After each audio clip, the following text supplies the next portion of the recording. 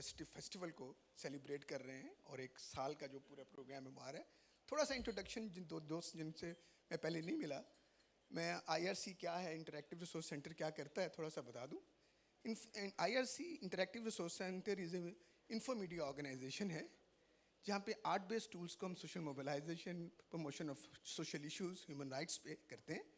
We started with theatre, और theatre का भी इंटरेक्टिव थिएटर से शुरू किया था जो नॉन एक्टर्स के साथ होता है, जहाँ कम्युनिटीज़ को आप एंगेज करते हैं और एक नई स्पेस क्रिएट की जाती है स्पेक्ट एक्टर की, कि जो इशू को आप एक जगह पे ला के लोगों को उसमें शामिल करते हैं और एक इंस्टेंट डायलॉग वहाँ पे शुरू होता है कि how to go ahead with that.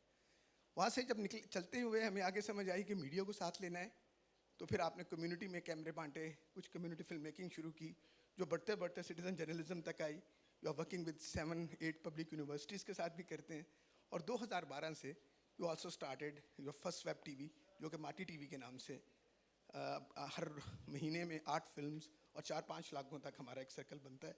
और उसके अलावा ये इनिशिएटिव था कि हाउ वी कैन हेरिटेज को, कल्चर को, म्यूज़ियम को, फोक आर्ट्स को कैसे लेके चलते हैं। तो ये IRC, स्मिथसोनियन और US एम्बेसी से की सपोर्ट के साथ हमने ये किया।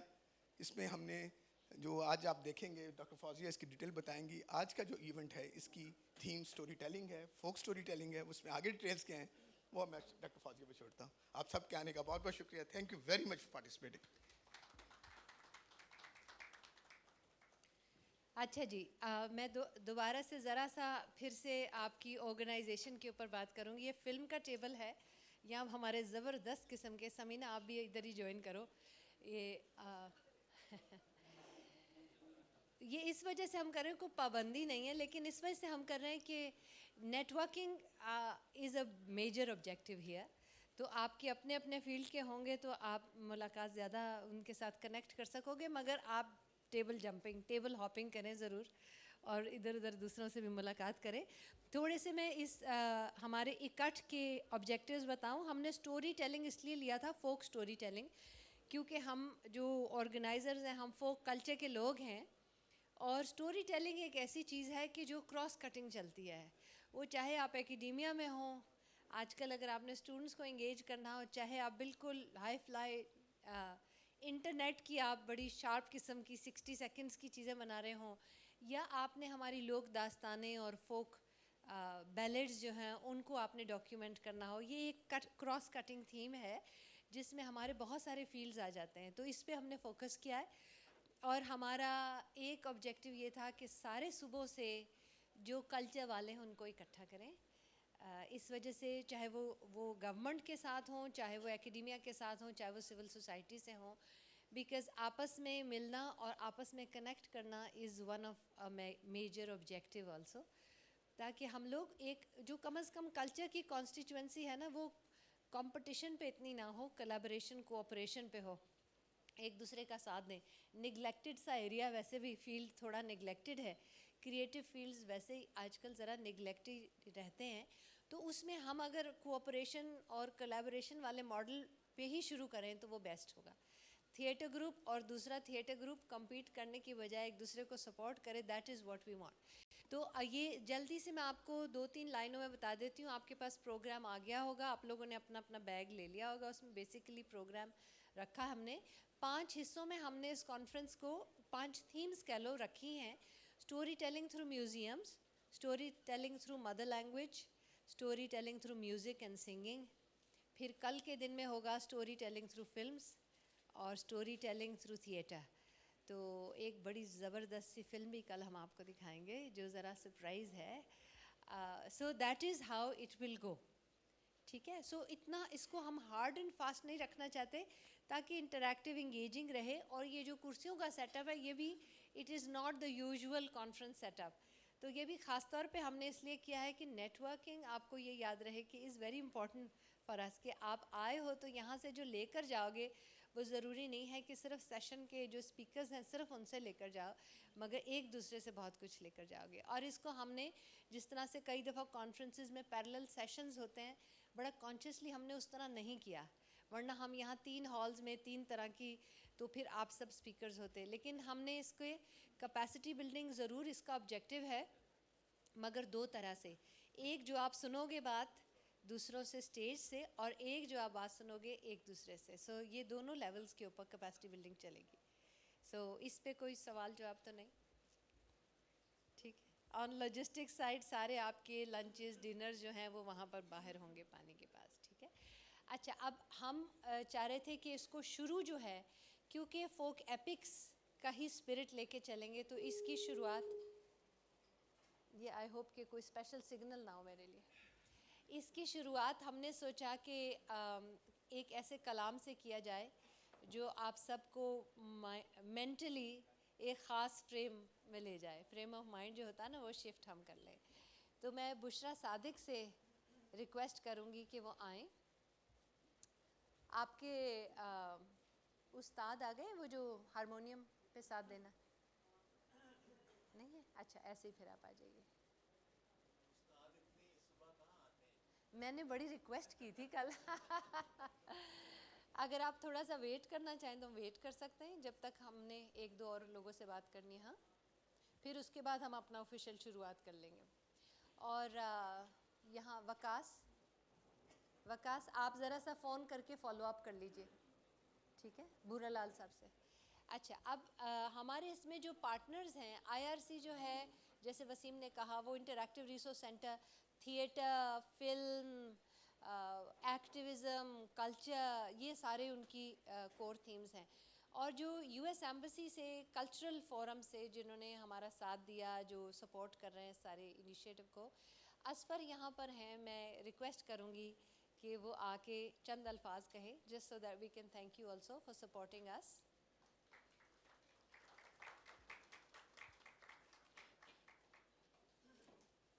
हमारी बिरादरी के ही हैं वैसे ये, चाहे वो यूएस एम्बेसी के साथ है, कल्चर वाले हैं ना। अस्सलाम वालेकुम, गुड मॉर्निंग। और जैसे फौजिया ने कहा हमारी बरादरी के हैं, तो ये बिल्कुल ठीक बात है। इस 20 साल के सफ़र में कल्चर को एक्सप्लोर करते करते मुझे ये समझ में आया कि पाकिस्तानी होने का जो रिश्ता है, उससे भी ऊपर एक रिश्ता है, वो हमारा कल्चरल रिश्ता है। और फिर उसके बाद बहुत सारी और भी आइडेंटिटीज़ होती हैं। कोई यूएस एम्बेसी से है, डॉक्टर फौजिया हैं, इनके इतने सारे मुख्तलिफ़ ऑर्गेनाइजेशन से जो हैं वो मरासिम हैं, रिलेशनशिप्स और एसोसिएशंस हैं। तो मैं समझता हूँ कि किसी एक इदारे से एसोसिएट करना, लिमिट करना होता है, स्पेशली अगर आप कल्चर की बात करें। और मैं शुक्रिया अदा करूँगा आईआरसी का, वसीम भाई, उनकी सारी टीम, बहुत सारे लोग जो कि पिछले प्रोजेक्ट में थे। उसकी ज़्यादा डिटेल डॉक्टर फौजी आपको बताएंगी कि हमने एक प्रोजेक्ट 3 साल पहले शुरू किया और उसके ऊपर फिर इस प्रोजेक्ट को बिल्ड किया। और स्मिथसोनियन से जो लोग, स्मिथसोनियन इंस्टीट्यूट से जो लोग हमें कनेक्ट करेंगे, उनका भी शुक्रिया अदा करूँगा कि उन्होंने काफ़ी सपोर्ट किया और हमें यहाँ तक पहुँचने में मदद दी।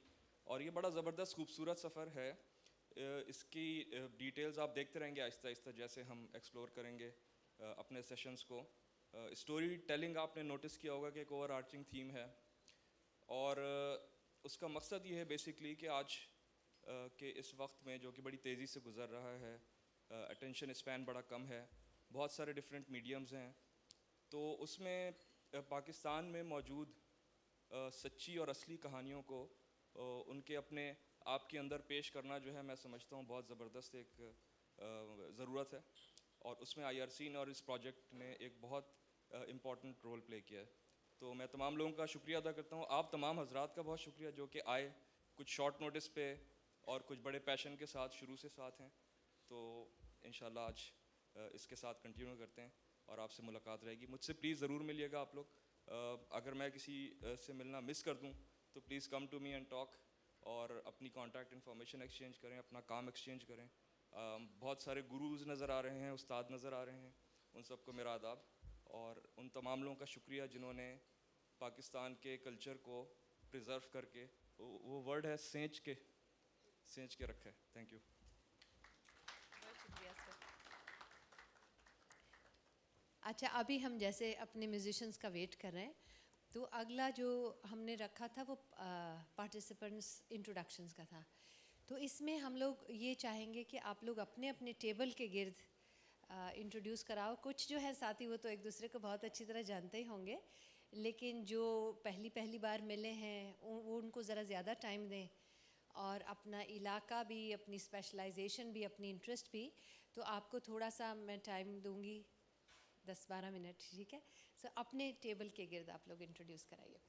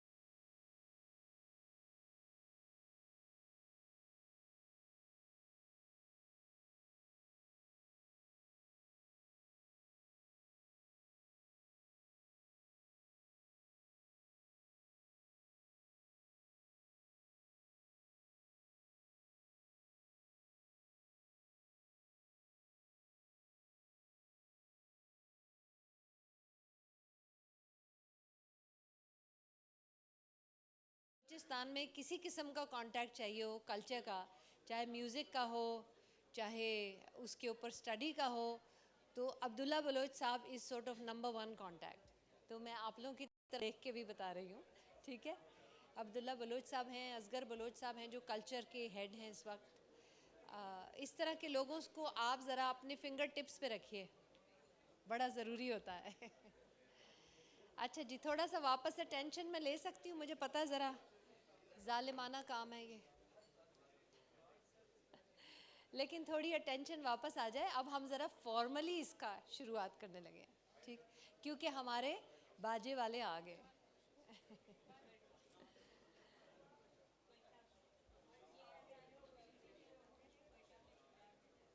बुशरा आपको जी, बुशरा सादिक को मैं इनवाइट करूंगी स्टेज पे। बुशरा जो हैं हमारी बहुत प्यारी सिंगर हैं, पंजाब से, लाहौर से इनका ताल्लुक़ है। और माशाल्लाह हमारा तो जब जब भी कोई सिग्निफिकेंट इवेंट हुआ है तो इन्होंने बहुत दिल से उसमें गाया है। इनको आज हमने ये कहा कि अगर पंजाब की उससे हम शुरू करें तो हीर जो है वो सबसे ऊपर आती है। तो क्योंकि आफ्टरनून में हम सिंध का म्यूज़िक थोड़ा सुनेंगे तो हम हीर से शुरू करना चाहते हैं, और इस तरह की काविश जो है हीर से शुरू हो तो बहुत अच्छा लगेगा। आइए।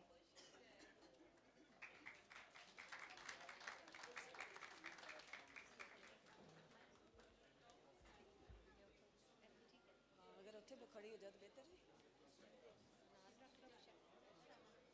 चल ठीक है, ठीक है।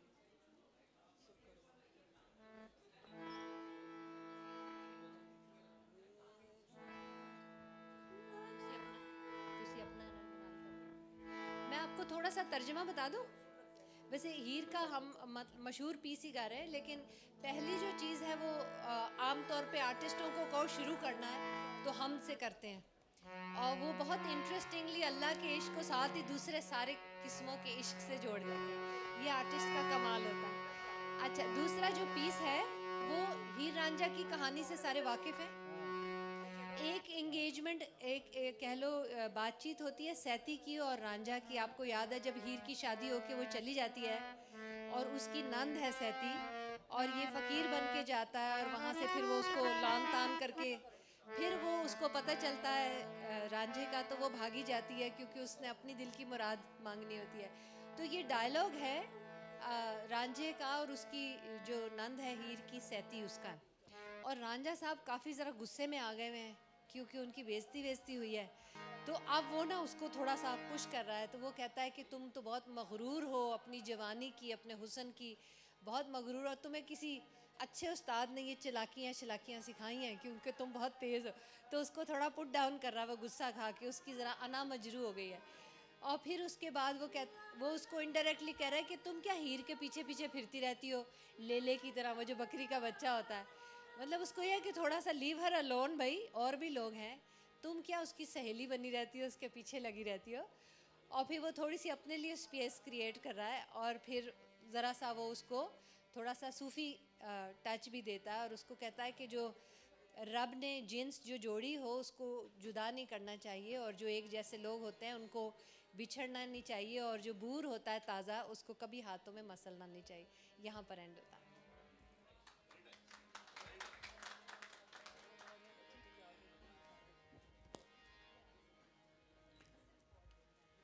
मैं हीर सुनाने लगी हूँ।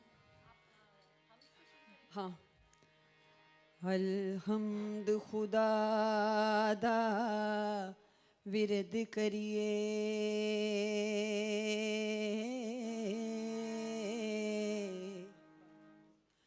इश्क कीता सो जग दा मूल मियां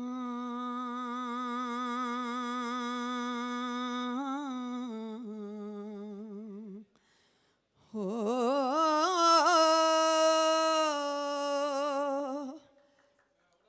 पहले आप ही रब ने इश्क कीता,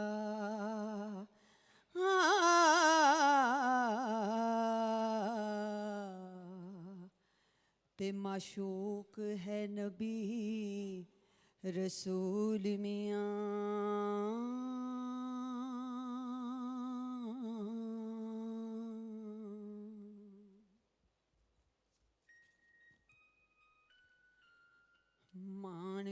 लिए रूप गुमान भरिए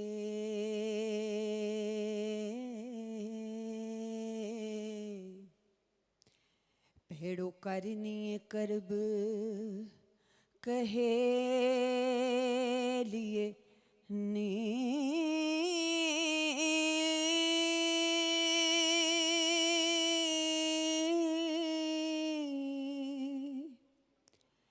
एडे फन फरेब क्यों खेडनी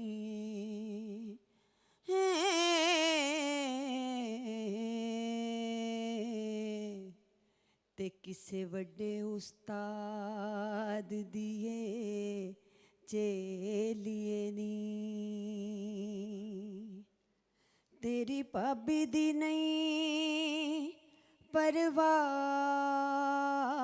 सानू वड्डी हीर दी अंग सहेलिए नी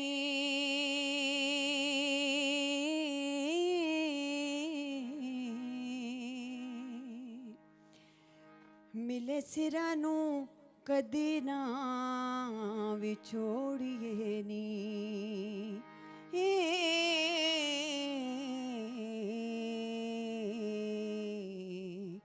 हथों विछड़े दिलां नू मेलिए नी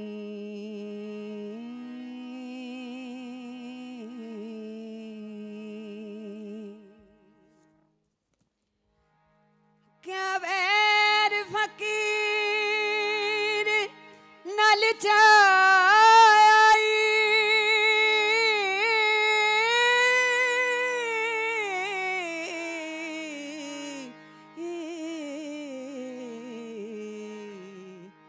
पिछा छड़ अनोखिए ले लिए नी वारस जिन्स दे नाल हम जिन्स हुंदे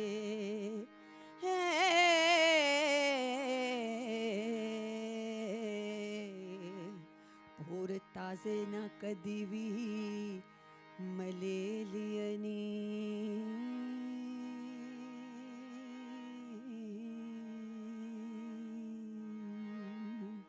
शुक्रिया शुक्रिया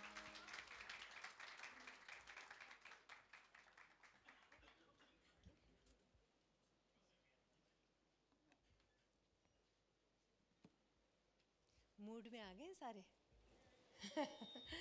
बस यही हम चाहते थे, ज़रा फोक टेल्स के मूड में आ जाएं। तो अब हम अपने पहले सेशन का आगाज़ करेंगे। जो पहला सेशन है वो म्यूज़ियम्स के ऊपर होता है, क्योंकि हम समझते हैं कि जो जिस तरह हम टेंजिबल इनटेंजिबल कल्चर में आम तौर पे डिवाइड करते हैं कल्चर को, जो छूने वाली चीज़ें हैं और जो छुए बगैर आपके रिश्ते, आपके गीत, आपकी पोइट्री, दोनों को हम कवर करेंगे।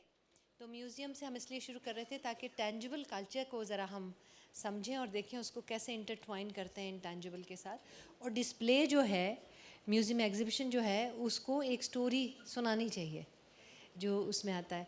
तो हमारे स्मिथसोनियन के जो इंस्टीट्यूशंस हैं, हमारे पार्टनर, उनका नाम आपने सुना, मुझे मालूम नहीं कितने लोग वाकिफ़ हैं या आप में से कोई वाशिंगटन डीसी में जाके उनके म्यूज़ियम देखकर आया है। आंखें ऐसे फट जाती हैं और इंसान कहता है कि और देखें। मेरा ख्याल है 25-30 के करीब तो उनके सिर्फ डीसी के अंदर म्यूज़ियम्स हैं और इतने बड़े हैं कि आप पूरा दिन एक एक में लगा लो। तो उनको हम लोग ज़रा महागुरु समझते हैं म्यूज़ियम्स के। तो इस वजह से हम कोशिश कर रहे हैं अभी कनेक्शन की। अली, आपके क्या हालात हैं? ठीक है, हम स्काइप पे सेशन करेंगे। पॉल टेलर, उनका, अगर आप में से कोई डीसी में इन म्यूज़ियम्स में गया है? आप गए ना? तो जो उनका नेचुरल हिस्ट्री का म्यूज़ियम है उनके ऊपर इन लोगों के ऑफिसेज़ हैं और इंसान सोचता है नेचुरल हिस्ट्री का म्यूज़ियम, मगर ये हैं एंथ्रोपोलॉजिस्ट, ये एशिया के स्पेशलिस्ट हैं और बेतहाशा रिसर्च करते हैं। जो लैंग्वेजेस में लोग इंटरेस्टेड हैं उन वो भी नोट करें कि वो बिल्कुल जो लैंग्वेजेस अब गायब होती जा रही हैं उनके ऊपर भी रिसर्च करते हैं, मुख्तलिफ़ कंट्रीज़ पे भी करते हैं और अलग अलग रीजन्स के स्पेशल एग्जीबिशंस करते हैं ये लोग। और सिर्फ नेचुरल हिस्ट्री में नहीं, बाकी जगहों पे भी ये करते हैं। तो हम पॉल टेलर और उनके साथ रॉबर्ट पॉन्सियान हैं जो उनको असिस्ट भी करते हैं, और वो उनकी अपनी स्पेशलाइजेशन है।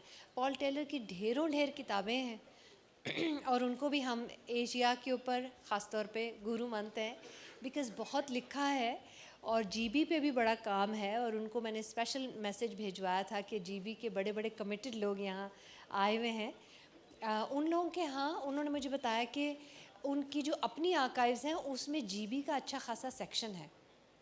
तो मैंने कहा था कि कोई अगर बातचीत ऐसी हो जाए कि आप लोगों की चीज़ें उन लोगों की चीज़ें कुछ इकट्ठा उसका एग्जीबिशन करके और इंटरनेशनली अगर जाए तो मेरे ख्याल है बहुत मज़ा आएगा। तो बाद में आप लोगों को कोई भी कांटेक्ट करना चाहे, जिसका भी रेलेवेंस बने, तो हम इसमें हम श्योर नहीं थे कि हम फ़ोन नंबर्स वगैरह सारी लिस्ट में डालें हर एक का या नहीं। आप लोगों से इजाज़त भी ले लेंगे, अगर आप कहें तो ईमेल कर देंगे, ताकि आप लोग आपस में अपना ईमेल पे या उस तरह कांटेक्ट रखो। और जो ये स्मिथसोनियन के लोग हैं उनसे कई लोगों का मेरे ख्याल बनेगा, सुर बनेगा, तो उनके भी हम आपको कॉन्टैक्ट्स दे देंगे। जी अली, ठीक है, फ़ोन पे। अब ये अली का कमाल है, ये पॉल टेलर हैं और ये जो हैं रॉबर्ट पॉन्सियान हैं, ठीक है। अभी वो ऑडियो भी थ्रू कर देंगे, ये आपको अगला सेशन देंगे जो म्यूज़ियम्स के ऊपर होगा, ठीक है। Everybody is with me, okay. Good morning. Good morning. My name is Paul Michael Taylor. Assalamu alaikum. And I'd like to introduce also.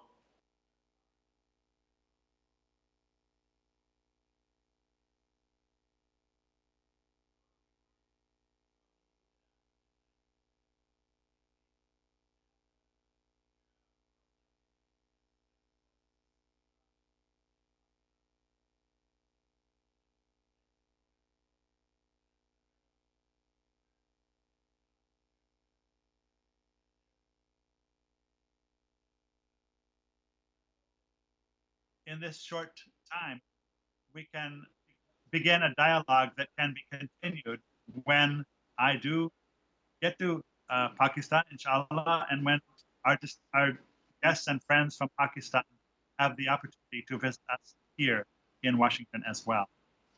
Our topic today is storytelling in museums and cultural centers.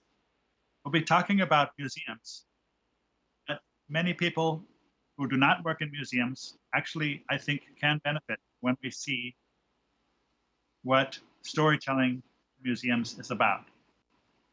And that's because the museums, cultural centers, historical sites all rely very much on finding and developing good narratives. I want to begin, though, by expressing my sincere thanks to the IRC in Lahore, particularly Mr. Mohammed Wasim and Dr. Fauzia Saeed, our good friends in Lahore. Also, I very much thank the U.S. Embassy in Islamabad. Mr. Matthew Singers is the Cultural Affairs Officer, all his predecessors over the previous times, and also, of course, Mr. Asra Iqbal, who's been a great help, and all the staff of the embassy.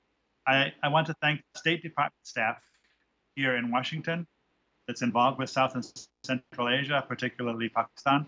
And I also want to thank our friends at the Embassy of the Islamic Republic of Pakistan here in Washington. Our talk today is about storytelling in museums and cultural centers. So let's share the screen. And hopefully you can see this screen when I put the PowerPoint on. The PowerPoint has several parts. It's just 4 parts, actually. And we'll divide it up. First, we want to talk about a museum and its mission and the stories that that mission has. And second, the activities of a modern museum and our narrative or narratives. Third, how we tell stories in our research and publications. And fourth, storytelling in exhibitions. In all these, we'll use some examples. And I hope that tomorrow, when we all talk about ideas for the future, we might find some good examples from Pakistan that we could apply in these ways. So beginning first with a museum's mission and its stories. What is a museum? I have about 7 quick slides on this topic because I think the type of museum and the type of institution we're in helps determine the kinds of stories that are most effective. So we have the International Council on Museums definition. It calls attention to the fact that museums are not profit-making, that they're permanent and not short-term. I mean, of course, permanent institutions don't last forever, but that they have collections, they're open to the public, and so on. I want to emphasize that the skills that our students learn in learning to work in museums or think about museum issues can be applied in many other areas.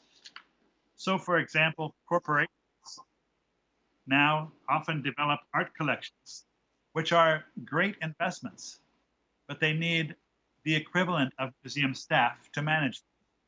So there are lots of job opportunities for people who study how to handle museums properly, even beyond museums.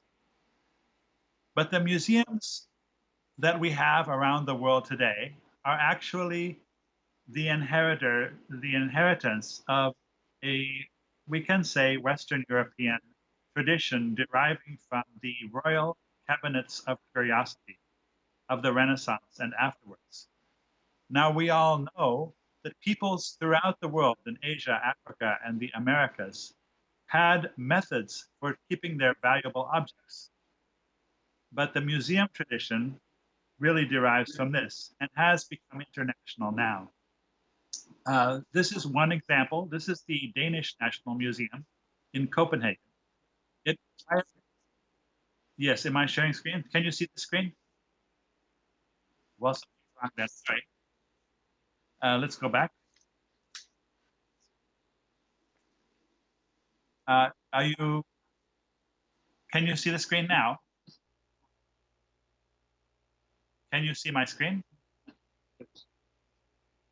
Okay, turn to full screen. All right. Sorry, this was supposed to be earlier. These are the 4 parts, and I think you did not see that for technical reasons, but we're starting with a museum's mission and its stories. I have about 7 slides. The definition of a museum, which I meant to show you when I went through it. Can you see this now? Okay. And I was just saying that our museums internationally now derive from a Renaissance tradition of royal cabinets of curiosity. So the Danish National Museum, which is now a modern museum, actually was founded by and developed from the royal cabinets or collections of the royal family in Denmark. These were closed to the public, so that's been a big difference. And our trend now is increasing public visibility. From there, in the 19th century, developed many scientific museums. And here's an example from the Netherlands, in Leiden, the National Museum of Ethnology, our World Culture Museum. Examples from Southeast Asia. And look at what we're finding. There's a very big mixture of things that are aesthetic, like arts, and things that are not, that are folkloristic. And this is typical of scientific museums. I myself work in a natural history museum. So we have a great liberty to put ugly things on display, even a lump of coal or something, because as long as there's a good story. So what we need is the story. We don't need the great artwork. And that's a big difference from the art museums. And even cultural art from around the world, particularly in the 20th century, developed in a kind of split between ethnographic museums, like this one in Basel, Switzerland, the Museum of Ethnology there. Here's its curator, and he actually carries out these kinds of traditional burning incense before images from Bali and so on. And that and the style of exhibition also is highly folkloristic, which came in the 20th century to be considered a kind of colonial relic in some ways. So this museum in Amsterdam, the Tropen Museum, started really a 20th century anti-colonial trend, and it's called the decolonization of museums, by involving people from those areas represented in the collections in showing their own cultures the way they wanted to show them. But again, this is not in an art format. It's a different kind of storytelling where people are invited to Europe to tell stories. Again, we're looking at development in Europe.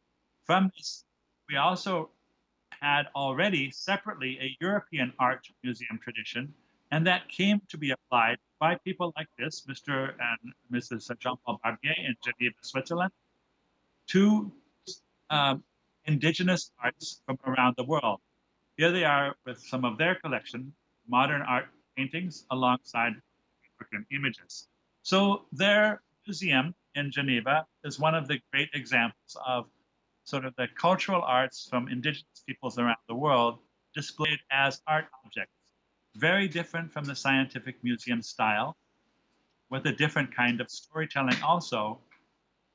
Unlike the scientific museum, doesn't rely on a lot of labels to tell a story. The idea is the artworks are supposed to be so aesthetically beautiful that they will have their own form of appeal, and too much story in the form of text gets in the way. That's a design format typical of art museums everywhere. So the type of museum and the style of fundamental design that you choose will have a huge effect on the way you tell your story. We also have the development of course, the independent countries all over the world now developing their own entirely separate museum systems, like this National Museum in Indonesia, which didn't have to worry about the old European classifications anymore and could go in their own direction to develop their own national identity. And that's the trend we see very strongly now all over the world as well. How does this affect all of us who work in museums and have a lot of day-to-day issues that we have to deal with? I'd like to use the example of Indonesia because that's where I started. Believe it or not, that's me. And here we are in the late 1980s. And the Indonesian museum system, with its old-fashioned displays, now much improved, and its old storage underneath the cases. This is exactly what the early Smithsonian display cases looked like. The storage also was underneath the display cases. I use this example with the permission of my friends and colleagues in Indonesia. So their question for me was not really how can we tell stories, how can we do great exhibits, how can we become a great, internationally known museum. Their question was very simple things like, we have big problems here. We have a lot of needs for conservation. We don't have any funding. And things like this, which we know are important historically, but we don't have the information about them anymore. We have to go through our catalogs and our old records to find it. We need conservation. We need improved storage. We need so much. Where do we start? And this is the kind of situation I want to emphasize.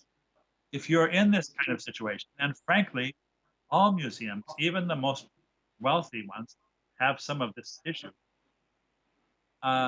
If you're in this situation, finding the right good story to tell is a very good way to get past it. And here was our suggestion. Nobody wants to fund fixing up one storage cabinet, restoring something and putting it back in storage, even though it does not cost very much.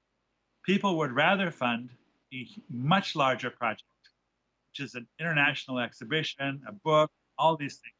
These are the kinds of things that we could be doing. And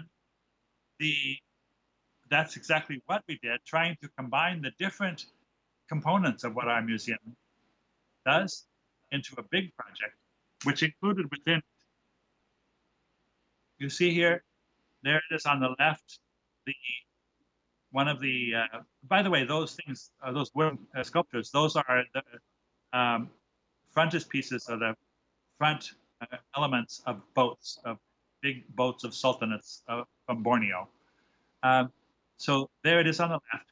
And on the right, you see that we had two of them completely restored as the entryway into the exhibition.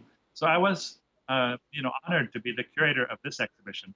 And in the course of funding a large project, we actually found the money to do training for people in Indonesia, also a lot of restoration and so on. So sometimes finding the right story, if particularly a story that convinces people that they should sponsor the kind of assistance needed to make the story visible, then that can accomplish the needs that you're trying to accomplish. I've inserted this slide. If you go to our smithsonianacademia.edu website and my name, you'll see I have about 80 papers and about 23 of our books. Here are just a few that I'll be talking about, and Rob Pancione will be talking about. These ones from Sikh's Legacy of the Punjab, Undiscovered Africa, and this 2017 publication about Turkmenistan, Durdi Bayramo, Life, Art, and Legacy, with the asterisk. Those are co-authored by Dr. Pancione and myself. I put this up here, and you'll have a copy of this. I want to mention that all of you are welcome for your museum libraries or university or other libraries to ask for complimentary copies of publications, but you can download digital copies from this website free of charge. I'll show this slide again later when we talk about publications. And so finding the right story reminds us also introducing the fact that we're from the Smithsonian. So I think we will tell something about the Smithsonian as a way of introducing where we come from. If you want to do some of this here. So in 1826, as you can see on the slide here, James Smithson, who was a British scientist, drew his will and named his nephew as the beneficiary of that will. And Smithson stipulated that if his nephew should die without heirs, as he would do in 1835, the estate should go to the United States of America to found at Washington, under the name of the Smithsonian Institution, an establishment for the increase and diffusion of knowledge among men. And after a debate in the US about whether to accept this rather large gift, the diplomat Richard Rush secured Smithson's gift and brought the money in gold bullions to the US in 1838. The total value of the gift, brought in gold sovereigns from England, was over $500,000, which was a great deal of money back then, certainly is today. There was a debate about what kind of establishment the Smithsonian Institution should be. Should it be a museum or a university, an observatory, a library, perhaps a science institute? And finally, on August 10th in 1846, the Smithsonian Institution is officially created by the US Congress with its mission for the increase and diffusion of knowledge. That was as per Smithson's will. And this was to be interpreted and carried out by its secretary and board of regents. So the first building, which is known as the Smithsonian Castle, and its actual name is the Smithsonian Building, was completed in 1855. And it contained an art gallery, lecture hall, a library, a science museum, different laboratories. And these are reflecting all the different kinds of activities that were foreseen to be undertaken by the Smithsonian at that time. So it was very much a flexible museum space. Spencer Fullerton Baird, who you can see in the photo here, served as assistant secretary and secretary. He worked to establish a national collection at the Smithsonian. By 1878, the U.S. Congress had given responsibility to the Smithsonian Institution for the U.S. National Museum. Later, a second building was added to house the national collections because they basically the collections quickly became very vast and outgrew the space in the castle. And so the National Museum building, which is now called the Arts and Industries building, opened in 1881. Sorry, may I mention something here? You see near the top left this historic photograph published in historic photograph of a print published in Harper's Weekly. There's a blue whale skeleton, and underneath the tail of that skeleton, you'll see some of the original display cases that were used. They are almost exactly like those display cases which I showed you, which were used in Indonesia, in the late 1980s. And I may mention that there are not very many of the original ones left here in Washington, but I'm proud to say I actually have one in my own office. So that was a slight interruption. I'm sorry, Rob, go ahead. Yeah, and in the photo on the right there in the foreground, you can see the Arts and Industries building. And just to give a sense of how central the Smithsonian is to Washington and to America more generally, and to America telling its story, really, and its own history, you can see in the background the U.S. Capitol building, as it's just down on the mall, just down the road from the Smithsonian buildings themselves. The National Museum of Natural History, which is the building that Paul and I are in right now, was the third building of the Smithsonian Institution. After the Smithsonian Institution building, also known as the Castle, and the National Museum building were opened. So this museum opened in 1910.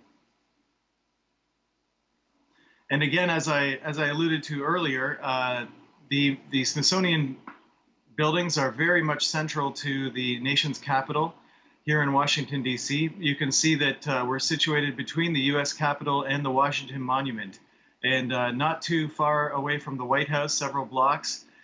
And you can see that the Castle building on the lower left of the mall is right across from the Natural History Museum, which is the building that we're talking to you today from.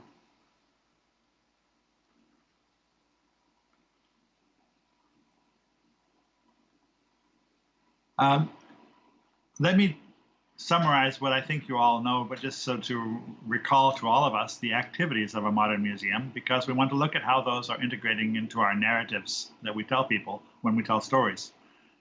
First, not just museums, but historic sites, many other types of entity, do exhibitions, which has its various components: concept development, design development, project management from beginning to end, audience research, very important for us.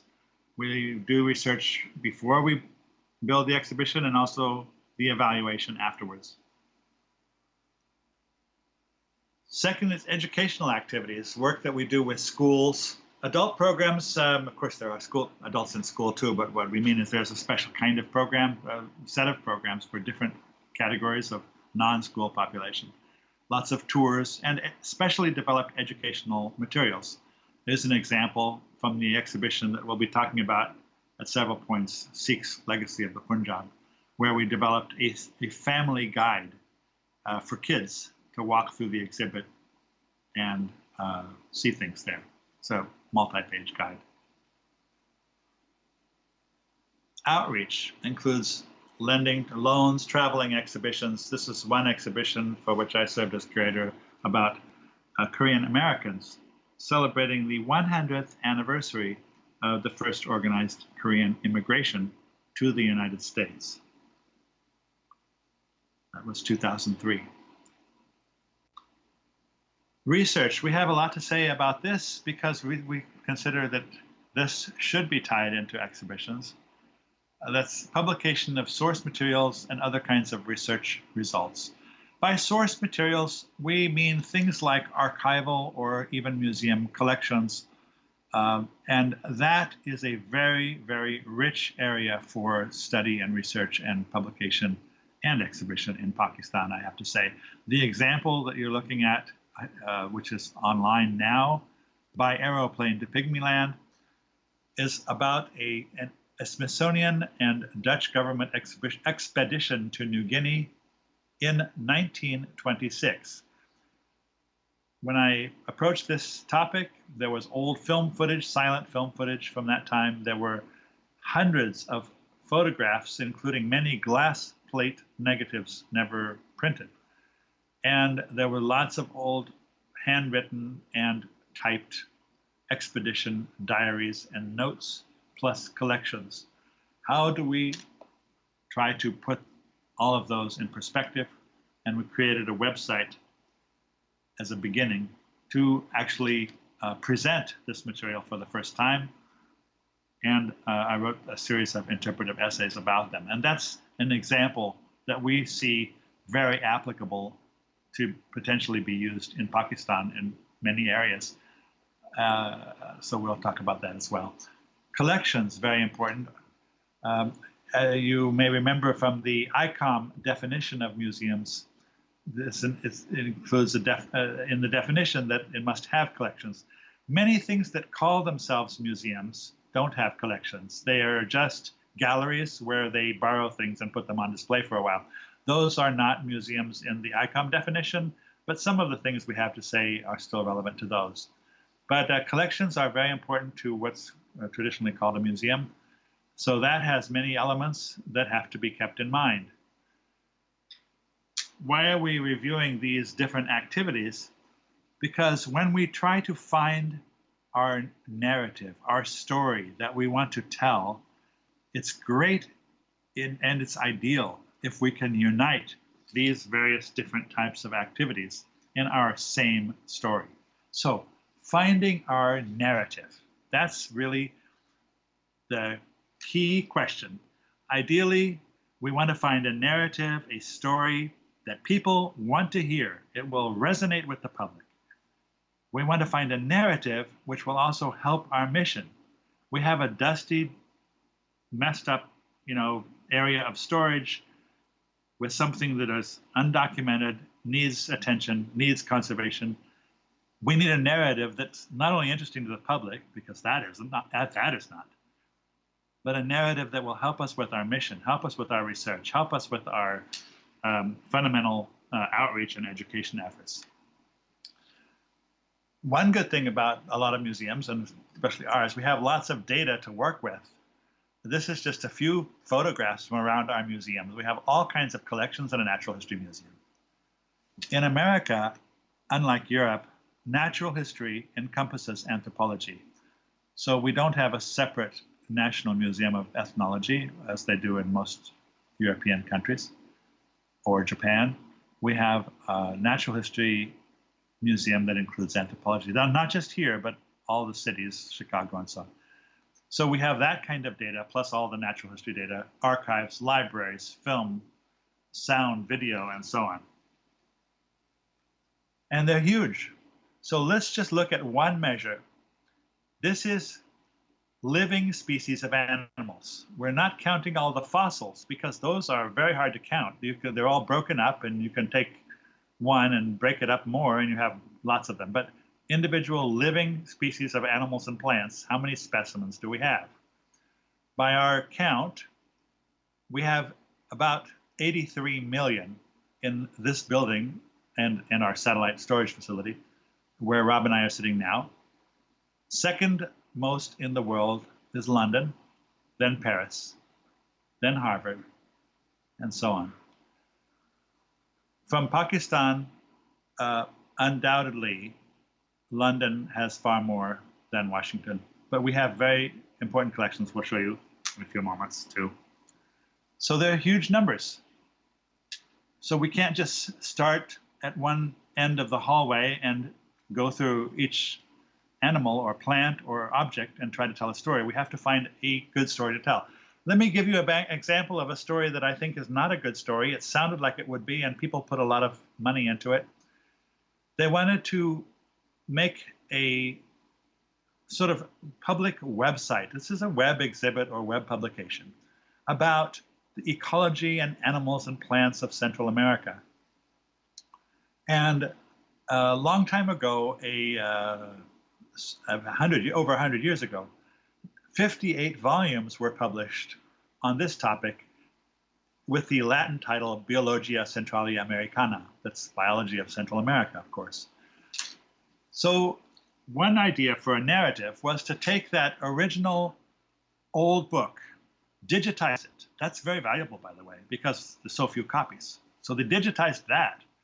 But then they said, let's use this as our structure, and let's add all the new information about the animals and plants, the different examples, the photographs, the new people's publications that they've done, and we'll organize it by expanding the original chapter and subchapter division of this 58-volume work. It was a failure because this old book was simply an outmoded classificatory system. It did not serve well when you tried to put a lot of new material into it and organize it by the old organizational system. So it's hard to explain in detail, but let me just summarize it that way.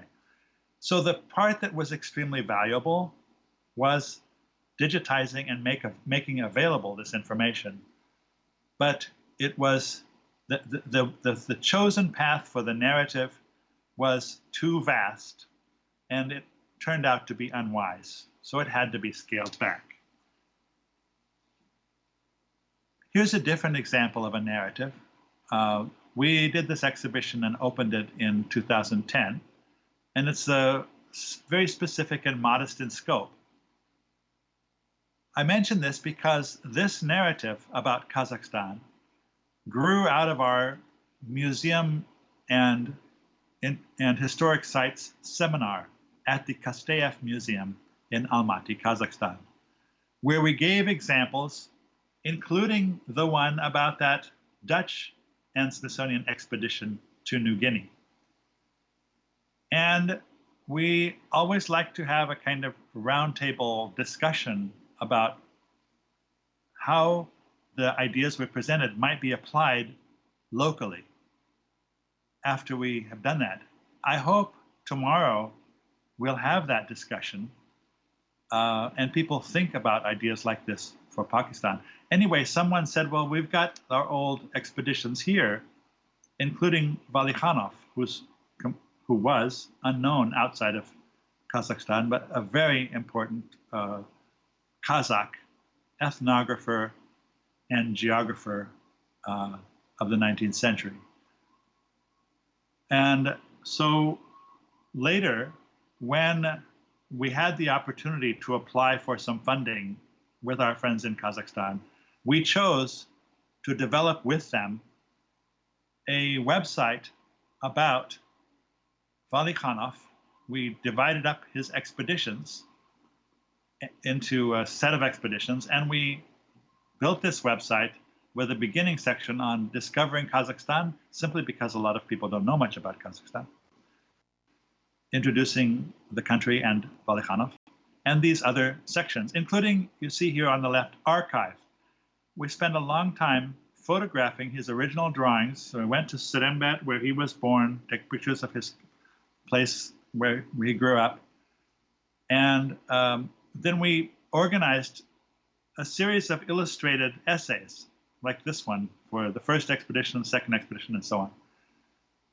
There's also an archive section, which you can see from the tab on the top right, which allows you to go through all the original photographs and drawings that had never been published or had been published in very minimal ways in scarce books in Russian.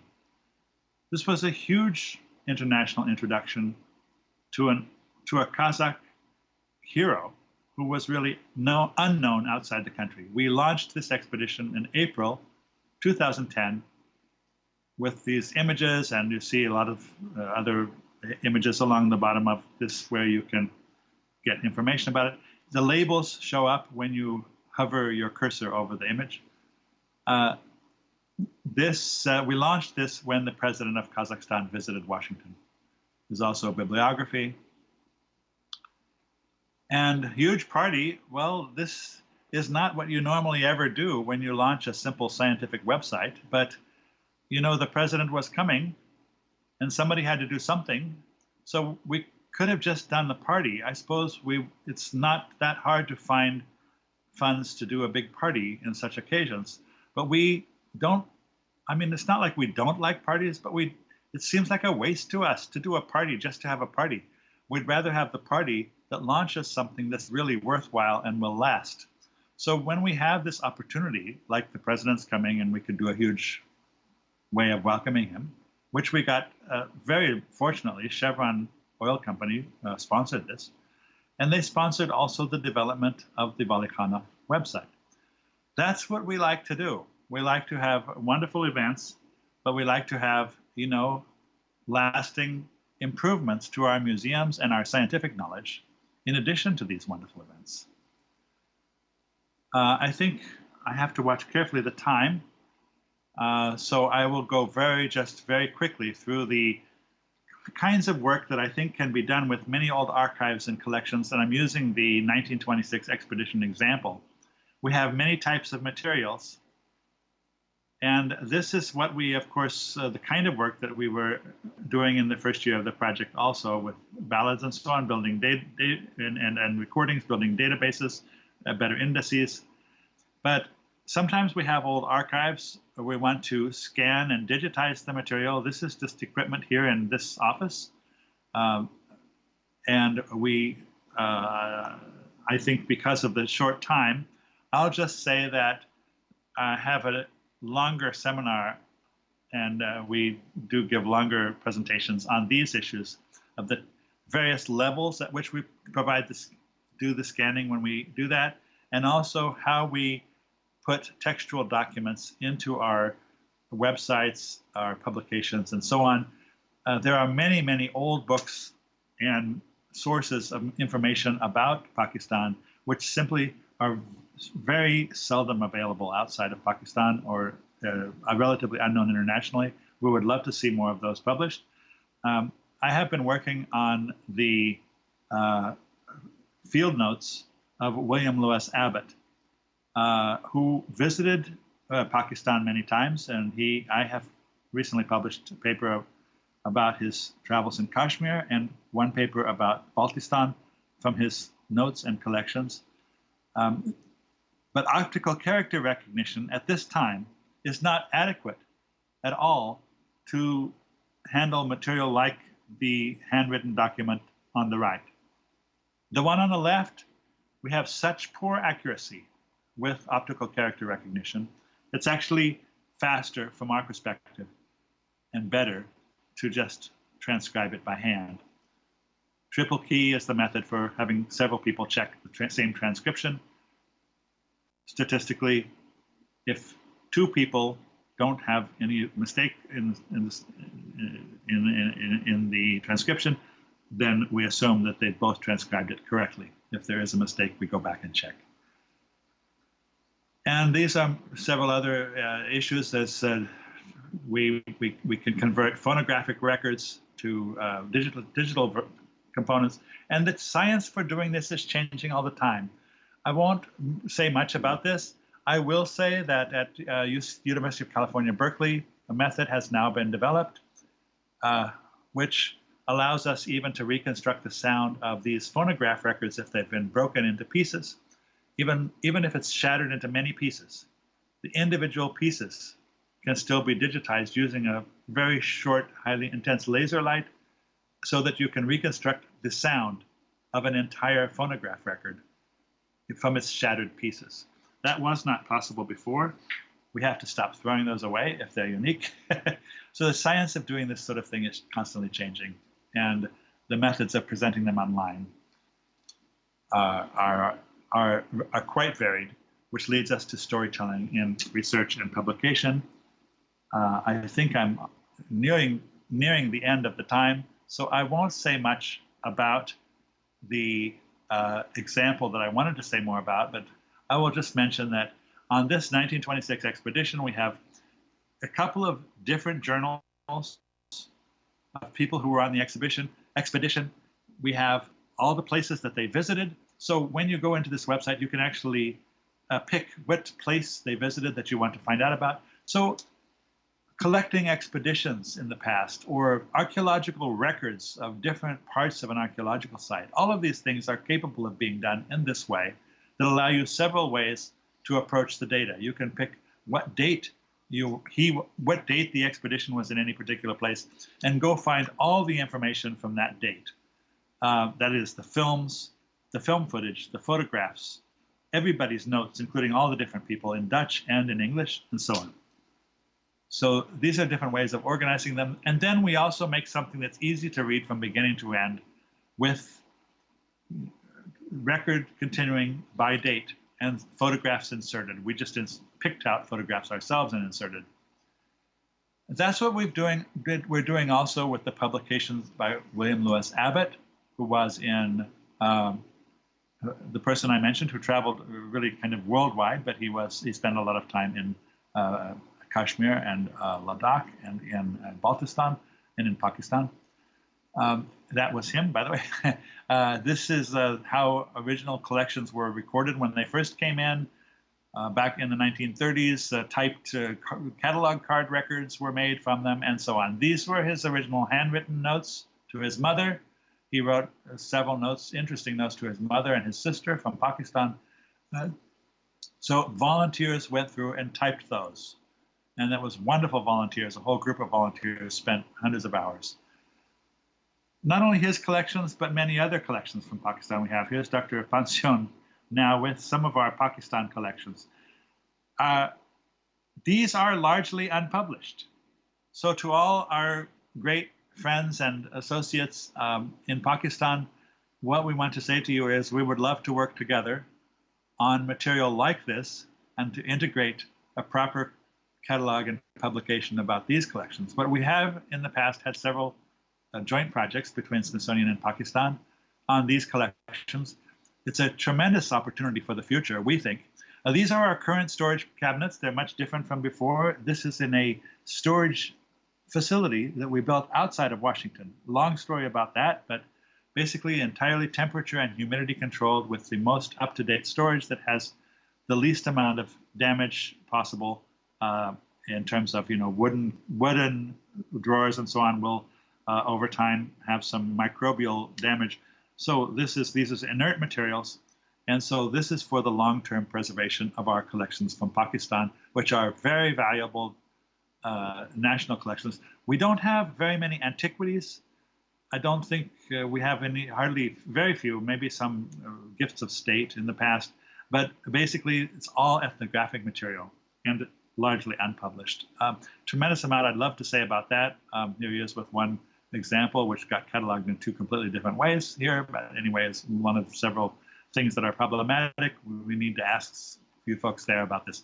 So I just jumped through very quickly the part about research. We have just the remaining time to talk about exhibits, but I do want to give this site again, si.academia.edu. You'll see towards the bottom of this list, the publication Baltistan in 1891 and 1912, the Smithsonian's Baltistan collections. That was just published this year. It was published in Lahore, but it's an internationally known journal. And you'll see also William Lewis Abbott in Ladakh and Kashmir, and that was published last year. So all of these can be downloaded for free. And of course, if you need me to mail you copies, please contact me and I'll be happy to do so.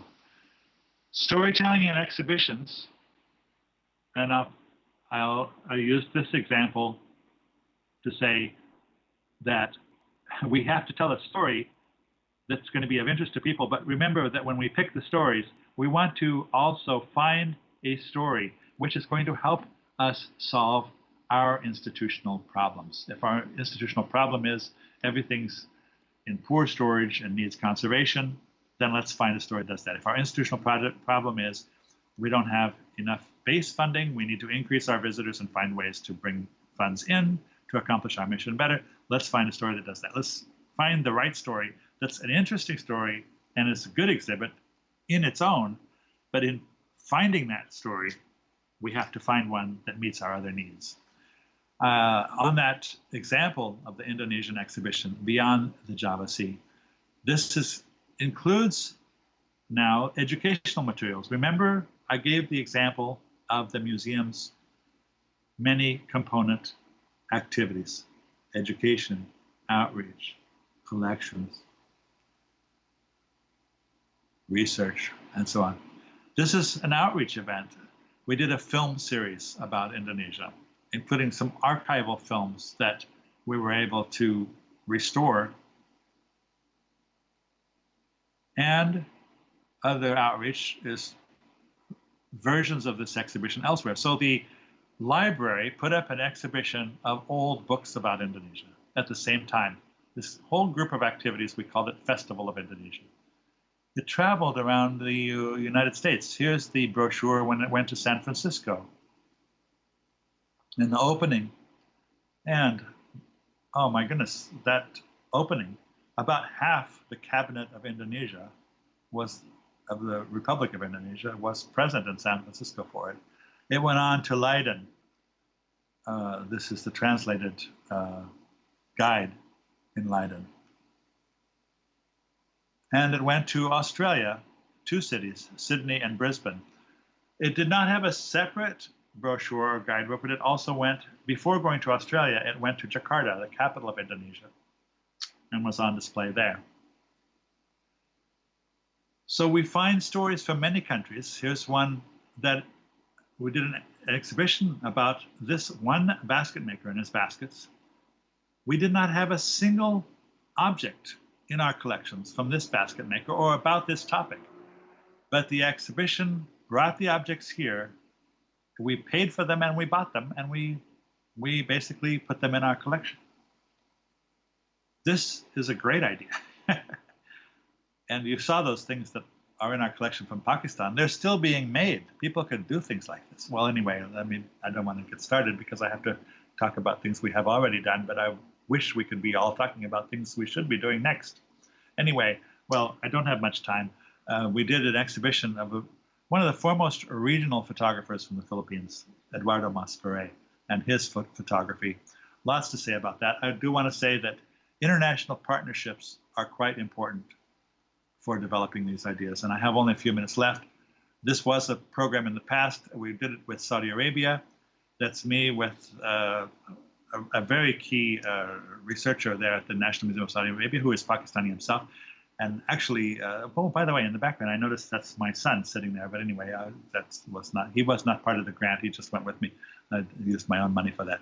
But yeah, that's when we were working on this project. I will mention that quite a few of the really good researchers in Pakistan are from, good researchers in the museum system and the archaeological field in Pakistan, in Saudi Arabia, are actually from Pakistan. I can see why I get it mixed up from traveling in Saudi Arabia a lot.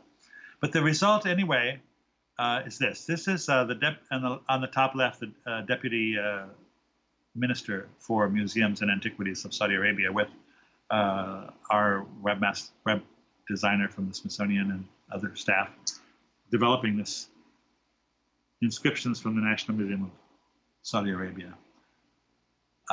And we work to have photography, black and white, and also the line drawings, because you can see different things in them.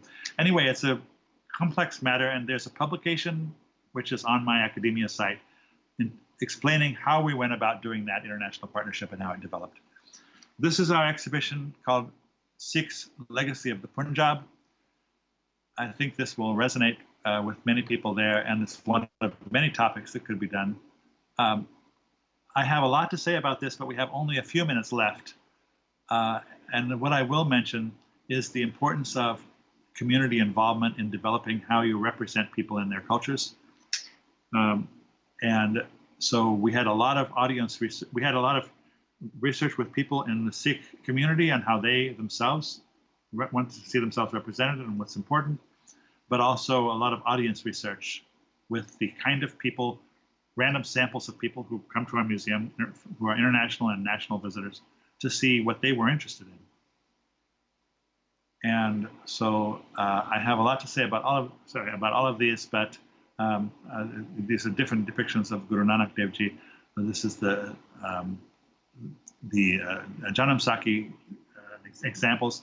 But we often have problems like this in the artworks of Pakistan. Islamic, Sikh, all artworks historic artworks of Pakistan. Problems of deterioration, that verdigris, which is used for the green color in a lot of miniature paintings as well as old books, inherently the chemicals are causing the structure of the paper to be damaged. So treating this is quite expensive and time consuming. People don't like to pay for it if it's just going to go back in storage. And sometimes the only way you can find ways to get this done is to have an exhibition that does that. I also want to mention the cultural sensitivities that we have to keep in mind. Here in America, there are quite different approaches. I mean, the public doesn't really understand a lot of things that people elsewhere do understand about their own cultures. So, for example, the sacred book, the Guru Granth Sahib, should not be in the same room where people are walking around with their shoes on and their heads not covered, according to the Sikh tradition. But we have to talk about the sacred book of the Sikhs in an exhibition. So the label there is explaining to people that what's right there, looking like it's like the Guru Granth Sahib, the book, is actually just a prop. That the actual Guru Granth Sahib is not present. Otherwise, it might be considered offensive. And we have this with lots of other parts of the exhibition. For example, the local tradition that you should not be mixing secular music, like, things that you would be singing for harvesting plants and so on, with your sacred music. So we have samples of both, but they are on different sides of the exhibition, so that with targeted speakers, when you hear one kind of music, you don't hear the other kind of music. And in fact, in many languages, that word music simply does not exist as a single word to cover both kinds. So we have to keep these kinds of things in mind, even though for the American public, they wouldn't know the difference, but we have to be cognizant of the local cultural traditions that we're trying to depict as we do tell our stories. Really, there's lots more to say, but the main thing I want to say is thank you. Thank you for the time. I know all of you are very busy, and we appreciate the chance to have been involved with Pakistan. I was so honored and happy to be at the first Diversity Festival. Rob here was at the second Diversity Festival. They're times of tremendous excitement and interest and activity for us. I wish my doctor would have allowed me to go. He didn't right now. But I hope to be back in Pakistan in the near future, inshallah. And we welcome all our friends and guests from Pakistan here. Whenever you have the opportunity to visit Washington, we hope you'll look us up. Thank you so much.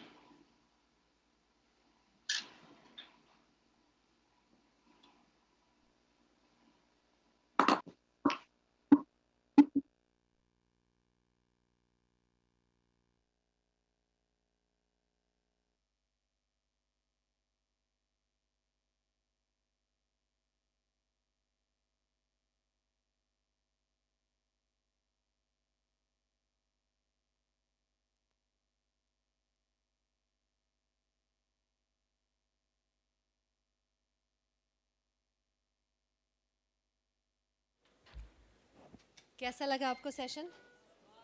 अच्छा था।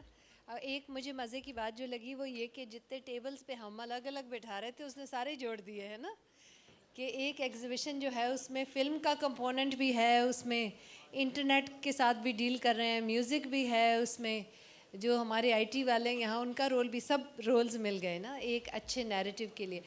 तो कुछ साथियों को अगर इतना clearly आवाज़ ना समझ आई हो तो ऐसी कुछ पॉइंट्स अगर आप कहें तो मैं ज़रा से समराइज़ कर दूं, वो ज़रा से आसानी हो जाएगी कुछ लोगों को। बेसिकली जैसे मैंने इनका तारुफ तो करा दिया था, मगर मुझे भी इनका सेशन सुन के मज़ा आया। एक होता है जो आप खाना खाते हो और एक होता है जो किचन का हाल होता है ना पकाने में। तो इन्होंने जो बैक रूम या जो बैक स्टेज का सारा सिनेरियो है उस पे फोकस किया, जबकि मैं सोची थी शायद एक दो कोई नैरेटिव्स वो बिल्ड हुए हुए बताएंगे। तो बहुत मज़े की बात है, क्योंकि जो प्रैक्टिशनर होता है ना, जो शेफ़ होता है, वो किचन का आपको हालात सारे बताता है। तो ये उसको किस तरह पुट टुगेदर करते हैं वो वाली बात उन्होंने बताई, और थोड़ी सी स्मिथसोनियन की हिस्ट्री बताई। अब देखो कहाँ वो इंस्टीट्यूशन बिल्ड हुआ, लेकिन उस वक्त के लोगों ने भी चलो ये सोचा कि डिस्प्लेज जो हैं अपने कल्चर के और साइंस के, वो एक अच्छी चीज़ है। तो ये सिविलाइज सोसाइटीज़ में इस तरह होना चाहिए। और अब पाकिस्तान में भी बहुत सारे सूबे जो हैं वो अपने डिस्ट्रिक्ट लेवल पे भी म्यूज़ियम, मुझे मालूम है बलूचिस्तान में तो पूरी एक ये रविश शुरू हुई कि डिस्ट्रिक्ट लेवल पे कम्युनिटी बेस्ड म्यूज़ियम्स शुरू हों। तो ये एक बड़ा इम्पॉर्टेंट हिस्सा है।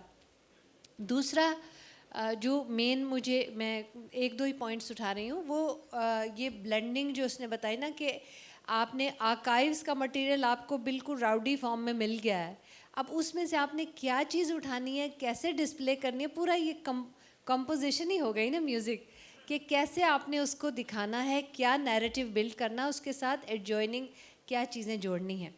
मुझे याद है जब ये लोग आए थे हमारे यहाँ पिछले साल, तो चलते चलते म्यूज़ियम देखते जो ये सजेशंस देते थे उसका हम जल्दी जल्दी नोट करते थे कि वो कहने लगे अच्छा बच्चे आएंगे तो उनके लिए भी कोई चीज़ होनी चाहिए, कोई ऐसी चीज़ भी होनी चाहिए। हर वक्त होता है do not touch, do not touch, कोई टच वाली चीज़ भी होनी चाहिए, उस पर लिखा हो यू कैन टच।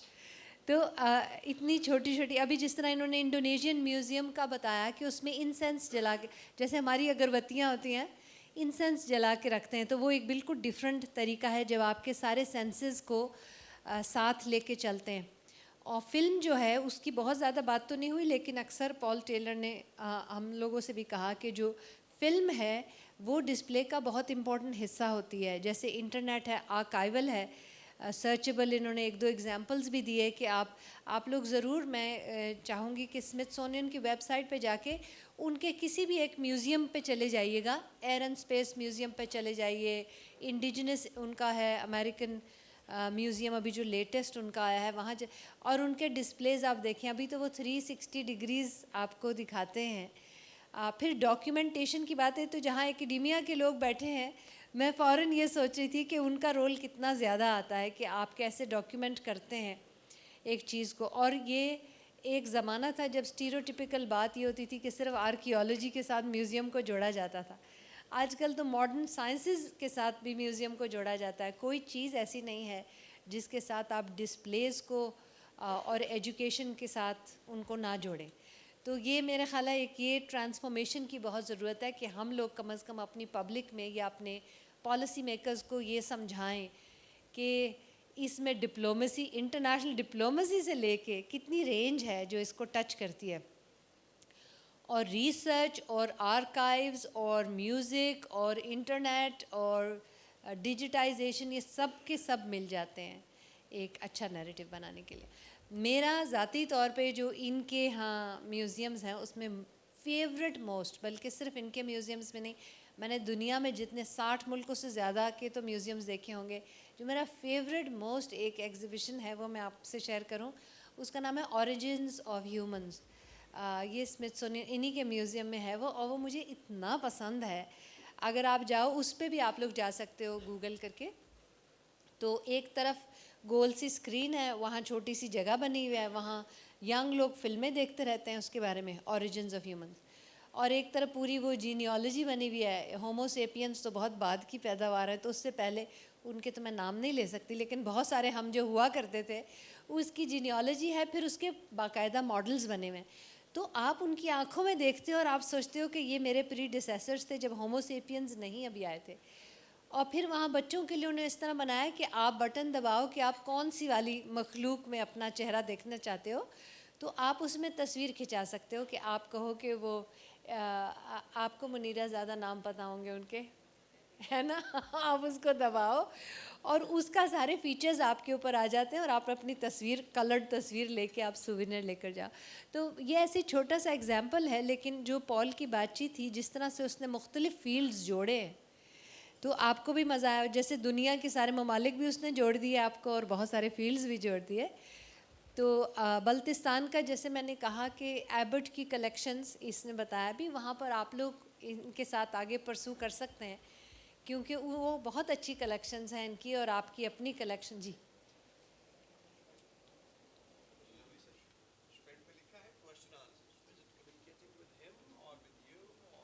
हमने वो कल पे शिफ्ट किया। क्वेश्चन आंसर आज तो नहीं हो सकते ना, कल पे हमने ट्राई करने हैं। कल हमारा एक सुबह सेशन है दोबारा इन लोगों के साथ, तो मैंने कहा था पॉल से कि हम इन्हें कहेंगे कि जो ख़ास बातें हैं वो जमा कर लें, तो कल हम ट्राई कर रहे हैं कि इंटरैक्टिव हो। हाँ बिल्कुल ठीक है। ये अली है, अली आप ज़रा इधर आ जाएं। अली के लिए एक ताली भी बजा देते हैं, बहुत अच्छा इसने सेटअप किया है यहाँ। थैंक यू वेरी मच, दोनों मुल्कों को बड़े करीब ले आया। तो इनको आप दे दीजिएगा क्वेश्चंस को ख़ास हों पॉल या रॉबर्ट के साथ, तो ये उन्हें फ़ोन पे कम्युनिकेट कर देंगे, ठीक है ना, तो ही कैन एड्रेस दम, विल डू आवर बेस्ट। हाँ, क्योंकि आई थिंक ये कनेक्शंस बहुत। जी जी ज़रूर।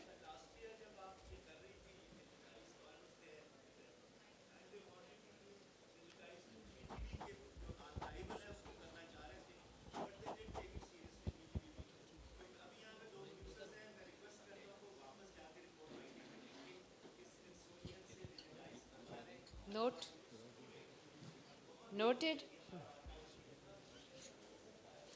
बहुत अच्छा सजेशन है, एक्सेलेंट सजेशन है, क्योंकि रेडियो पाकिस्तान ने शुरू किया हुआ है। और मैं ये असफर को भी ज़रा नोट करा दूं, और ये कल के अली आप भी नोट कर लें कि पीटीवी के आर्काइव्स में वो अगर हमें हेल्प आउट करें। और ये जो लोक विरसा के आर्काइव्स कराए थे जिसकी कल हम बात करेंगे, फिनोमिनल, उसमें इतना मज़ेदार प्रोसेस है, कल मैं थोड़ा सा आपको शेयर करूँगी आपके साथ, क्योंकि उसमें सारा कुछ आ जाता है, म्यूज़िक, थिएटर, सब कुछ आ जाता है जो आर्काइव्स में होता है। उसको आप सर्चेबल इंजन्स पर डालें तो सडनली एकदम पूरी दुनिया में वो खुल जाता है। तो आई थिंक यहाँ इतनी समरी ठीक है, ठीक हो गया। अच्छा, अब हम म्यूज़ियम्स पे ही थोड़ा सा पाकिस्तान को टच करेंगे। हमने वैसे बहुत से म्यूज़ियम्स के लोगों को बुलाया था, इतने नहीं आ पाए हैं। वो हमने वैसे एज पार्टिसिपेंट बुलाया था ताकि एक म्यूज़ियम्स का भी हमारे यहाँ पूरा एक ग्रुप हो। आर्मी म्यूज़ियम की तरफ से हमारे एक स्पेशल गेस्ट हैं। मैं उन्हें कहूँगी आएँ और थोड़ा सा अपना बैकग्राउंड भी बताएं, ताकि आपकी जो इंटरेस्ट म्यूज़ियम में कैसे आई, ठीक है, एजुकेशन का बैकग्राउंड, रिसर्च का बैकग्राउंड, और फिर किस तरह वो कल्मिनेट करता है एक हेरिटेज में और प्रेजेंटेशंस थ्रू म्यूज़ियम्स में। हमने जो आर्मी म्यूज़ियम अभी मैंने तो कम से कम ज़्यादा चर्चे लाहौर के सुने थे, लेकिन मुझे पता चला कि GHQ में उनका अपना म्यूज़ियम है और फिर अब दूसरे शहरों में हो रहे हैं। और क्योंकि जो लाहौर म्यूज़ियम है वो सिर्फ आर्मी की हिस्ट्री नहीं है, वो एक पाकिस्तान की हिस्ट्री है, पीपल्स हिस्ट्री का भी पूरा सेक्शन है।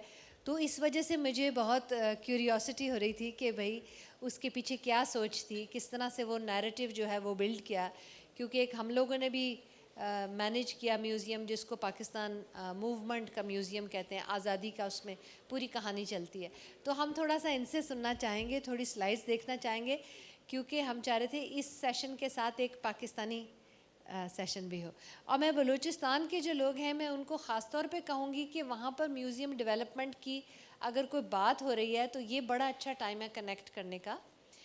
जो कल्चरल डिपार्टमेंट के भी हैं और यहाँ सेक्रेटरी साहब तो नहीं है, लेकिन that would have been nice to कि अभी से हम कंसीव बिल्कुल नए तरह से करें, जहाँ बच्चे भी जाके इंगेज कर सकें, बीच में क्विज़ भी हो, बीच में फ़िल्में भी हों, और उस तरह का ना हो जैसे स्टीरियोटिपिकल लोग समझते हैं कि ये बुत रखे होंगे और इतनी इतनी सी पर्चियाँ होंगी डॉक्यूमेंटेशन की जिससे पढ़ा भी नहीं जा रहा होगा, ठीक है। बिल्कुल it should be very very lively. आप तशरीफ़ लाइए अदनान साहब। ब्रिगेडियर साहब हैं तो हम वैसे ही ज़रा कह लें डर गए थोड़े से। ठीक है। अदनान सलीम साहब। बिस्मिल्लाहिर्रहमानिर्रहीम।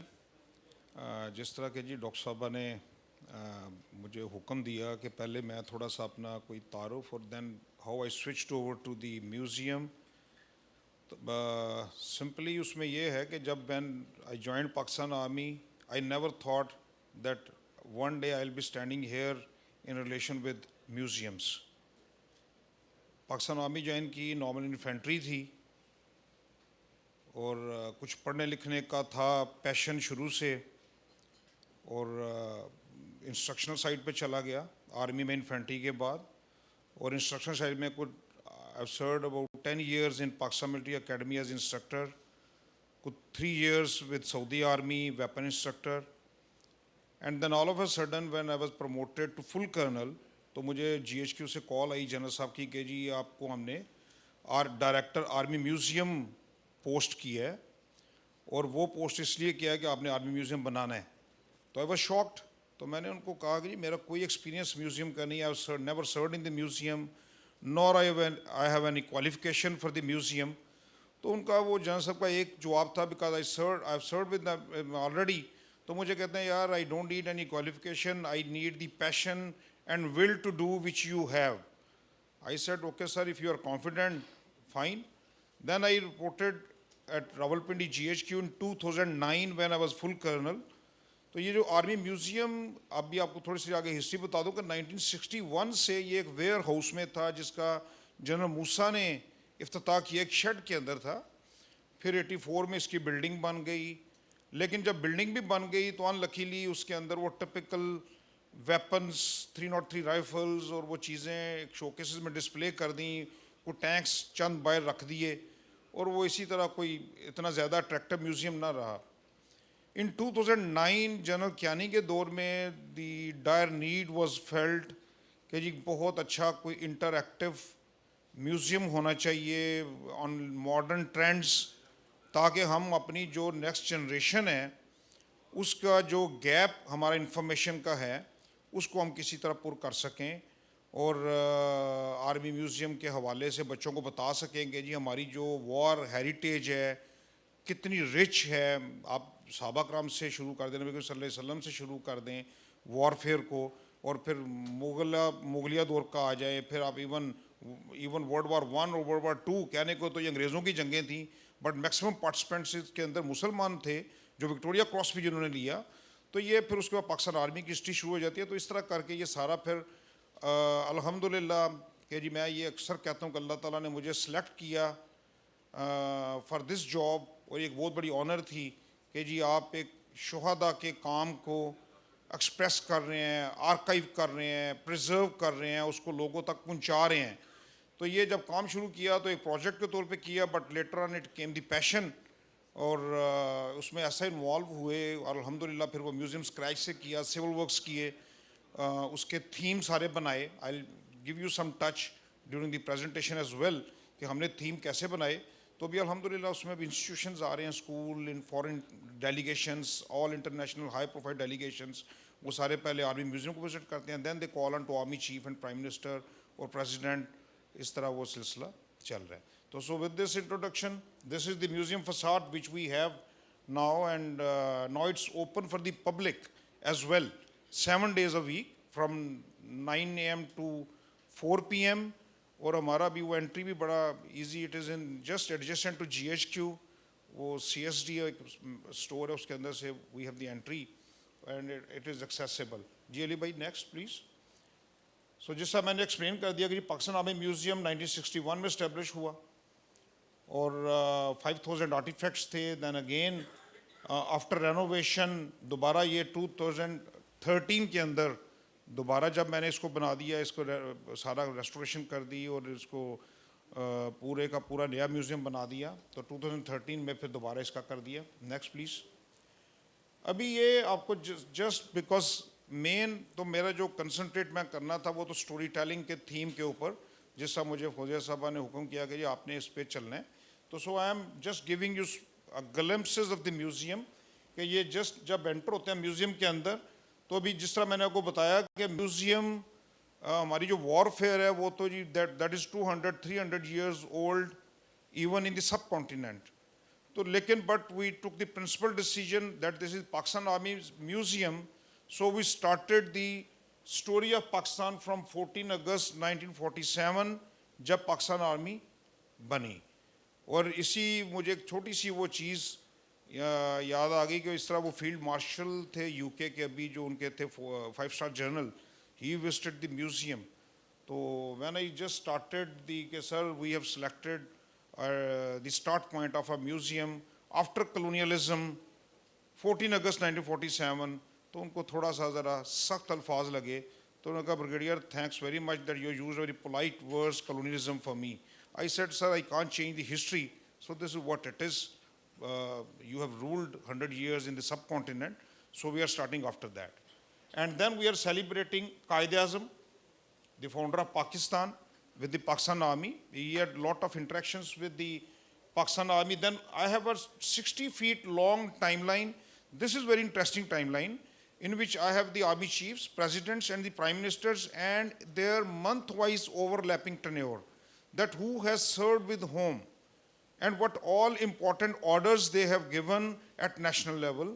So this is very important information. And then for futuristic, we have this LED.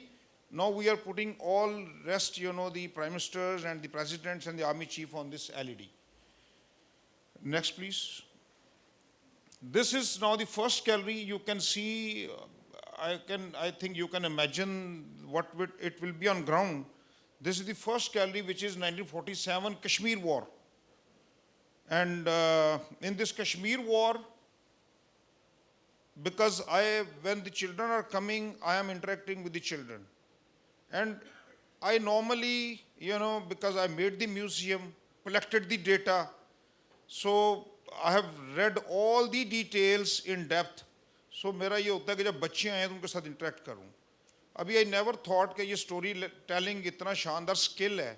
मैं तो informal तरीके से interact करता था, but after this workshop, 2-day seminar, इंशाल्लाह ताला मुझे ये बड़ी खुशी होगी कि इसको मैं formalize कर लूँगा, जो मैं बच्चों से बातचीत करता था कि story build कैसे करते थे कि unluckily जब बच्चे आते हैं तो I just interact with them.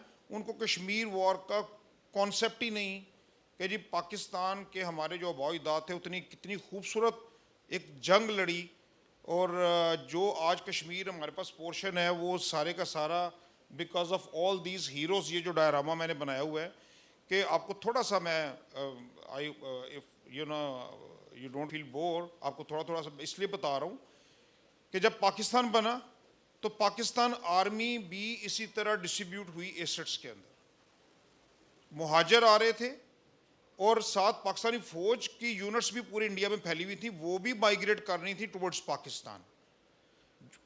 Luckily जो चंद यूनिट्स पाकिस्तान किस पोर्शन में थी उनको असाइनमेंट दे दी गई कि जी जो रिफ्यूजीज़ आ रहे हैं आप उनको रिहेबिलिटेट करें, उनको प्रोटेक्शन दें, उनको खाना दें, उनको शेल्टर दें, ये काम करें.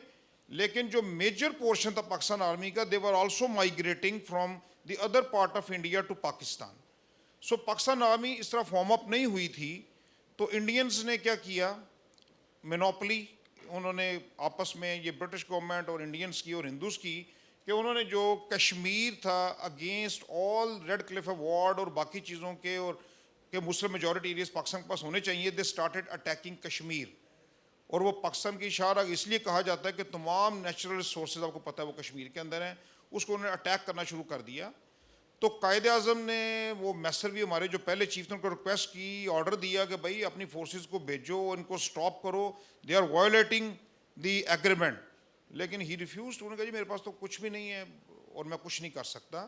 सो व्हाट हैपन कि ये जो लोग थे हमारे वॉलंटियर्स, जिसको कहना चाहिए, ये गिलगित बल्तिस्तान के थे, ये कश्मीर के थे, ये लोग KPK के थे, पंजाब के थे, ये वो लोग थे जो ऑलरेडी आर्मी में सर्व कर रहे थे, घरों पे अपनी छुट्टी पे आए हुए थे या माइग्रेशन कर रहे थे विद द पर्सनल वेपन्स. इन्होंने जत्थे बनाए, जत्थे बनाने के बाद अपने को फॉर्मलाइज किया और ये वॉलंटरली दे वेंट फॉरवर्ड. और इन्होंने जाके इनिशियल कश्मीर की जंग इन्होंने लड़ी. ना सिर्फ लड़ी, इंडिया का एडवांस रोका, बल्कि बाद में लेटर ऑन इन्होंने उनको पुश बैक करना शुरू कर दिया इंडियंस को, और बड़ी हद तक उनको पीछे धकेलना शुरू कर दिया. जब आर्मी में इनको ज्वाइन किया, that was after few months जब आर्मी ने ज्वाइन किया इनको. तो उस वक्त फिर जब इंडिया को पता चला कि जी आर्मी भी आ गई है और ये लोग भी हैं, तो then they went to the उधर चले गए यूनाइटेड नेशंस में कि जी इसको रोकें. और वो भी उनकी चालाकी थी कि जो कश्मीर हम ले चुके हैं ये तो हमारे पास रह जाए. तो अल्हम्दुलिल्लाह आज जो कश्मीर हमारे पास है, that is all because of this our forefathers, जो इन्होंने उस वक्त कुर्बानियाँ दी, जानें दी, और इनको हलाल कश्मीर मिले. उसके बाद इनको निशान हैदर, जैसा कैप्टन सरवर हमारे निशान हैदर 47 के हैं, तो ये because of all. So we all celebrating this gallery 47, 48 Kashmir war. Then again ये डायरामा हलाल कश्मीर निशान हैदर के हैं, फिर ये दोबारा उसका डायरामा है. नेक्स्ट अली भाई. अभी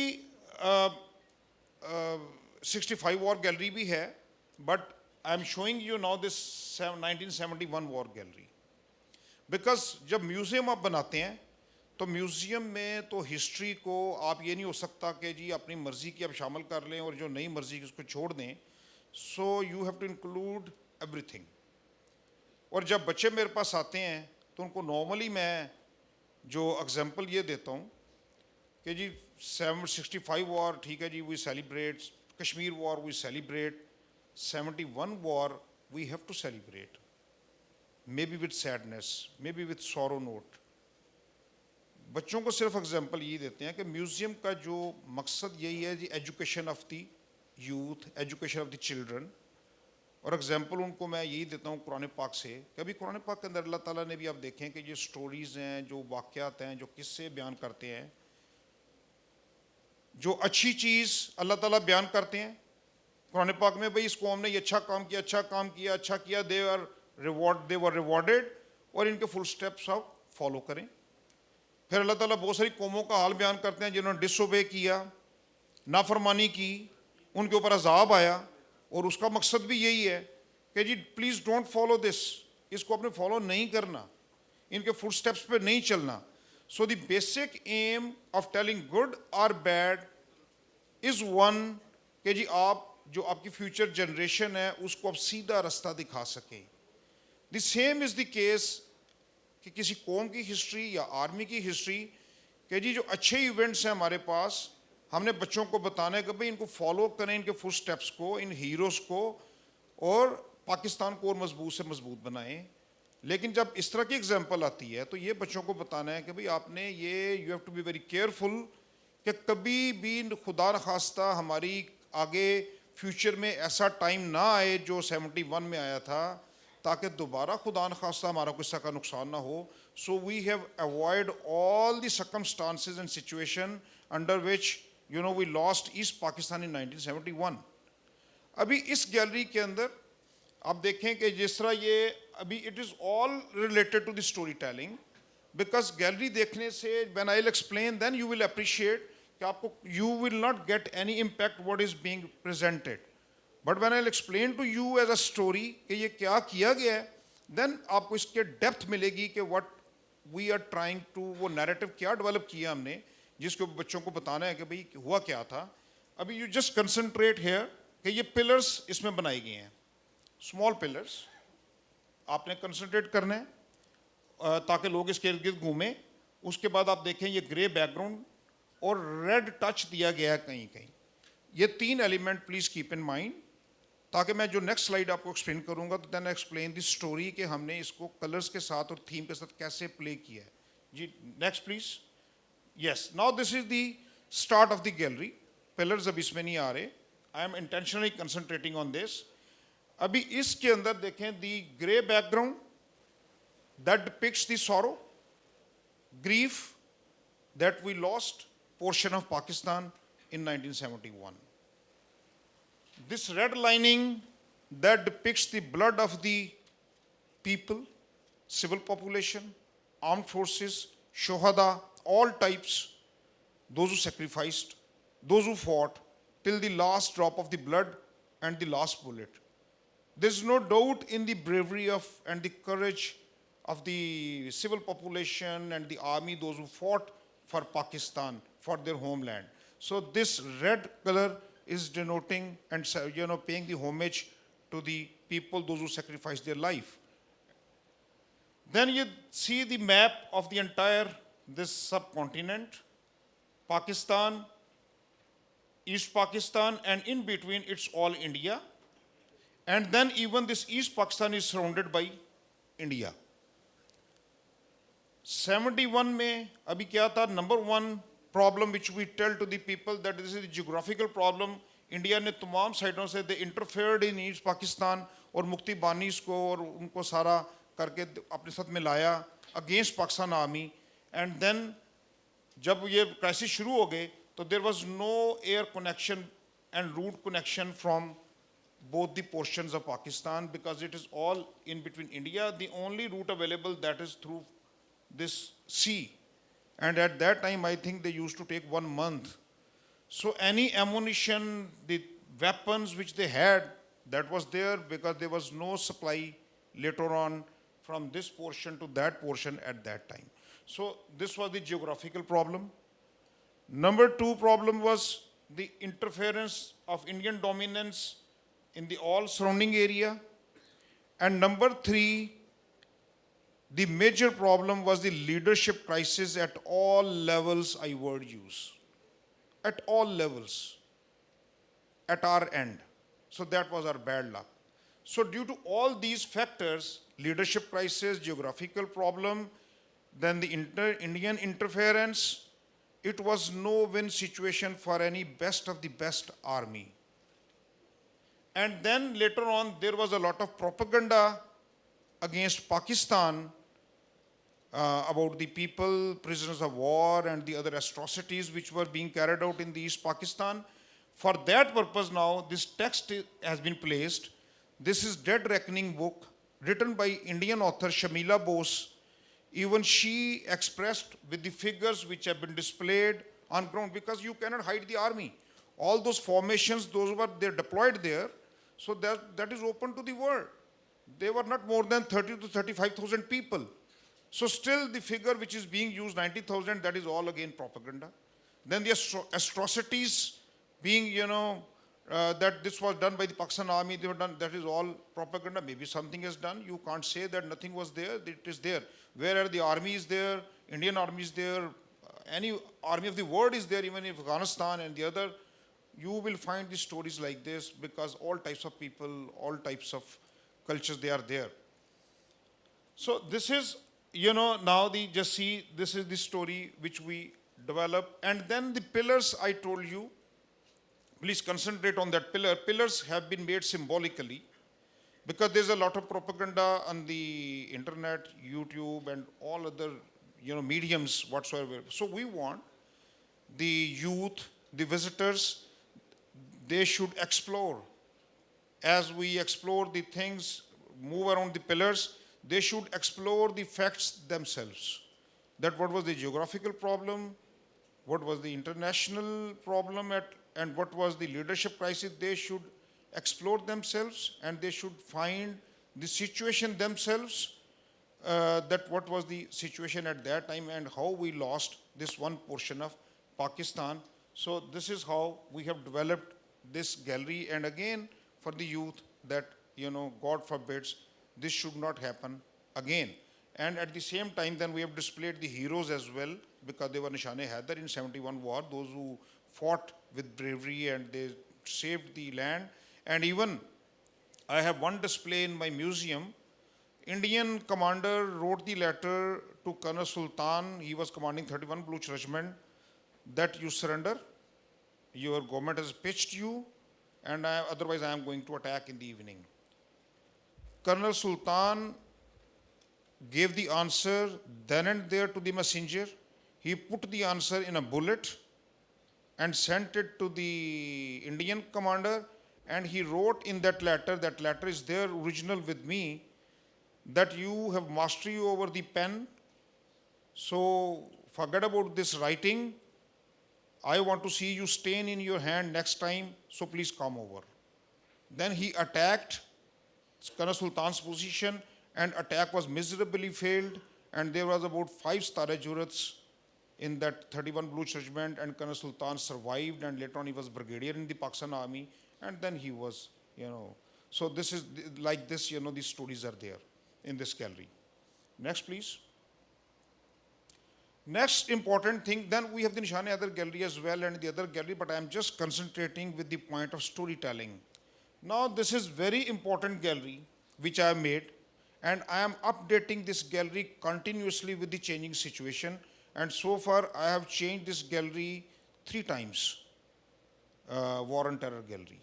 Because Raddul Fasad, the latest operation now, this intelligence-based operation, this again I have added in Ramzan, 7 July, after the current leadership. Now this gallery, just see the theme which we have developed. I'll just explain you the sketch here, because this is the entrance of the gallery.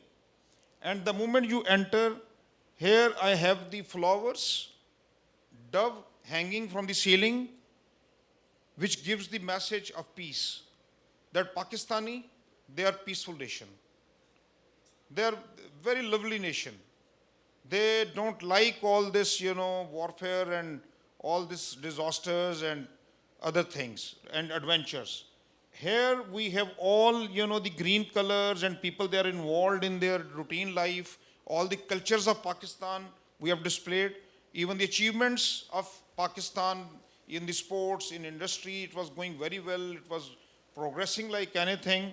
All of a sudden, this 9/11 incidents happens that is depicted here. And after 9/11, the entire Pakistan is engulfed in the terrorist attacks and all that. And then, this all mode changes from green color, bright colors to the dark color, black and red. And all these happy faces are turned into tragic faces because of the loss of their nears and dears. And then we have the operations. Here we have placed, dark patches there.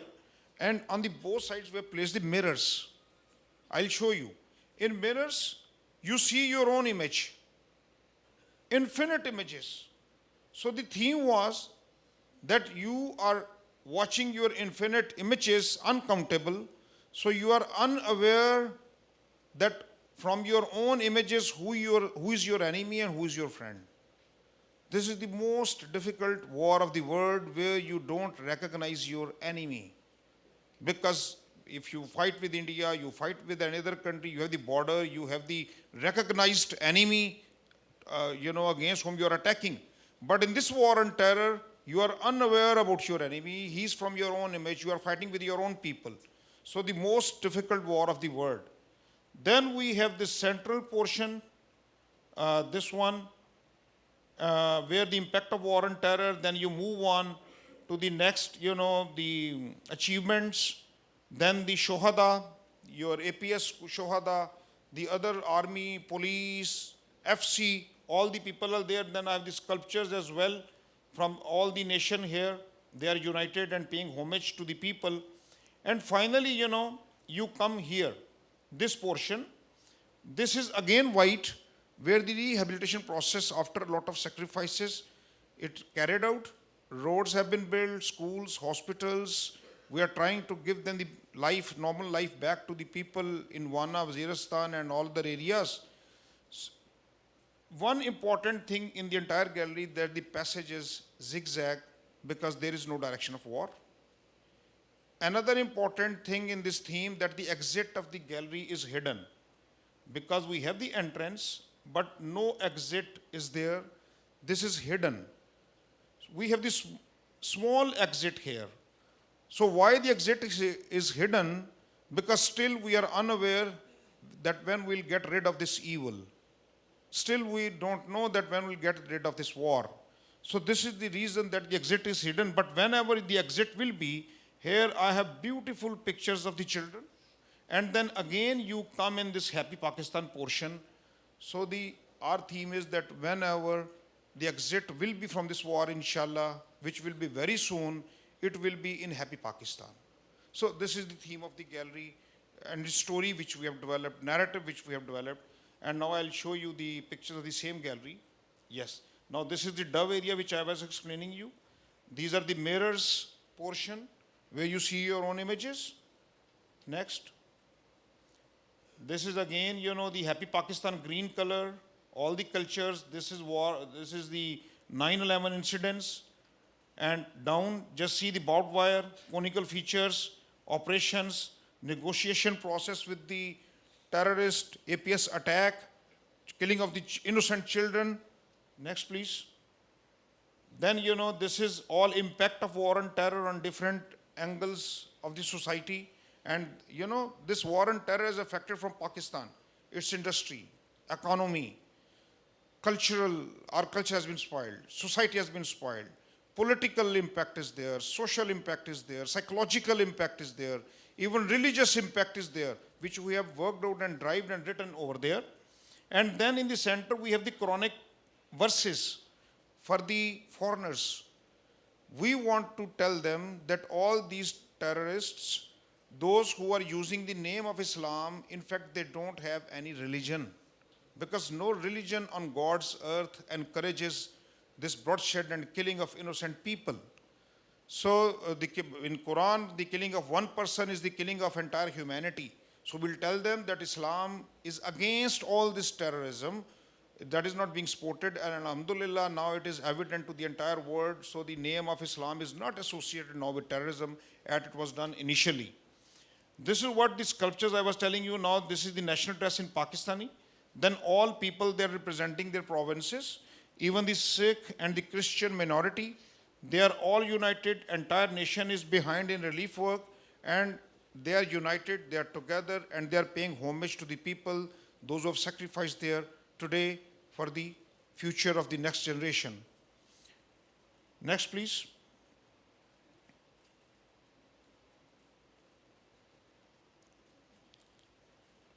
Now, this is the rehabilitation process. And rehabilitation process, we are, I forgot to tell you one thing, engaged in another thing.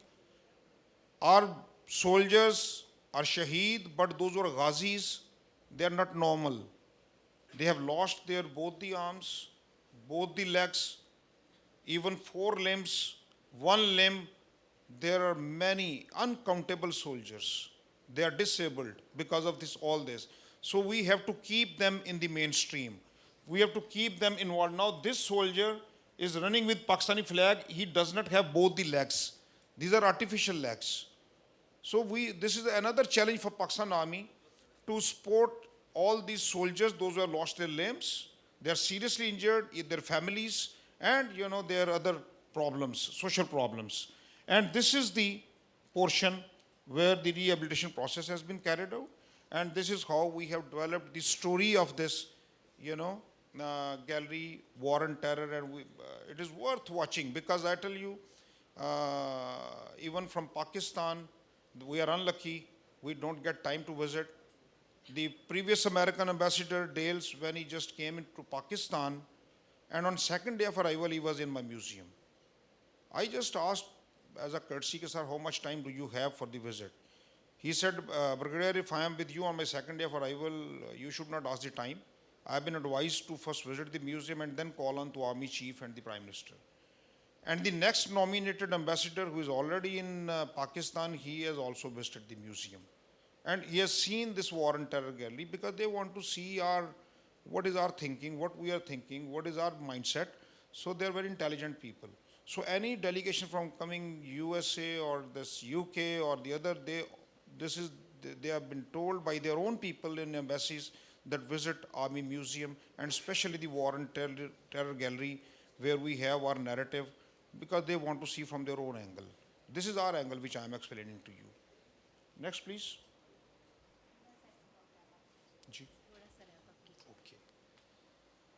Okay. अभी जिस तरह wrap up का, I'll just quickly जिस तरह ये सारी चीज़ें मैंने आपको स्टोरी टेलिंग और आर्मी म्यूजियम का जैसा बताया कि अभी if I conclude all this, and this is for my own education as well, that storytelling can be used as a method to teach ethics, values, and cultural norms and differences. This is very important, because otherwise you teach the differences to the young generation, it's very difficult to teach. But through this storytelling, it is very easy. Next, stories function as a tool to pass on the knowledge in a social context. This is very important, and this is life-lasting. Anything which you learn through this, you will not forget even your lifetime. So this is again, yes, simple diagram. Yes, next. Please, you can see, I will not explain to just save the time. What all benefits of this storytelling. Then what are the principles? Naturally, because all this skill, it is normally in the army, we use the word man behind the gun. So behind the storytelling, it is the storyteller. So storyteller has to be, very good in presentation skills, eye contact, enthusiasm, good preparation, good voice quality, good speed, and all these qualities are must for the training of the storyteller. Yes. So thank you very much for this patience hearing. And towards the end of, I'll request, Dr. Fozia Sahaba, I was just, when I was sitting here and I was listening her, I think we should have some movement, some awareness कि when we were children, we used to hear these stories from our grandmother, grandfather, parents. Sheikh Abdul Qadir Jilani का किस्सा सुनते थे कि भाई झूठ नहीं बोलना, पैसे बांध दिए हैं, कोई पूछे बता दो। डाकू पूछ रहे हैं भी पैसे हैं, ढूंढ रहे हैं नहीं मिल रहे, वो कहते हैं यार ये बंधे हुए हैं भाई, ये सिए हुए पैसे, माँ ने कहा था झूठ नहीं बोलना। सो उस वक्त जो स्टोरीज माएँ हमें बताती थी, हर स्टोरी के पीछे कोई लेसन था। कुछ सहाबा कराम की स्टोरीज बताते, नबी करीम सल्लल्लाहु अलैहि वसल्लम का वादा, इफ़ाए वादा का बताते थे। ये स्टोरी सुनते सुनते हम सो जाते थे, और मकसद ये होता था कि बच्चों के ऑब्जेक्टिव्स हाई हों, उनका ज़हन जो बिल्ड करें, उनका ऊंचा सोचे। अगर शहजादों की स्टोरी भी सुनाती थी तो वो भी एक फैब्रिकेटेड, लेकिन एम वही होता था कि बच्चों की सोच ऊंची हो, ऑब्जेक्टिव्स ऊंचे हों। तो अभी अनलकीली हमने बच्चों को टॉम एंड जेरी बना दिया, बाकी बना दिया। तो मेरा यही था इनसे रिक्वेस्ट कि कोई अवेयरनेस ऐसी हो कि हम रिवाइव करें, पेरेंट्स को एजुकेट करें कि बच्चों को हम स्टोरीज़ दोबारा सुनानी शुरू करें उनको, कि हमारे बच्चे शाह वलीउल्लाह बने, सर सैयद अहमद ख़ान बने, अल्लामा इकबाल बने, कायद आज़म बने, ये पर्सनैलिटीज़ दोबारा आनी शुरू हों, और वो इम्पैक्ट वही 4 साल के बच्चे का ही बनता है। तो this is the last request, and thank you very much for all this patience hearing.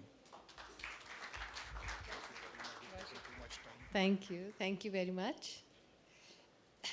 मैं थोड़ा सा बैकग्राउंड बीच में इंग्लिश में भी था, तो मैं थोड़ा सा 1-2 चीज़ें समराइज़ करूँगी, और मैं ये भी बताऊँगी कि मेरा इंटरेस्ट कैसे इसमें डेवलप हुआ था। एक्चुअली लाहौर का एक म्यूज़ियम बना है जिसको मेरा ख्याल है उसका नाम आर्मी म्यूज़ियम ही कहते हैं, आर्मी म्यूज़ियम है, इनकी बहुत सी ब्रांचेस हैं।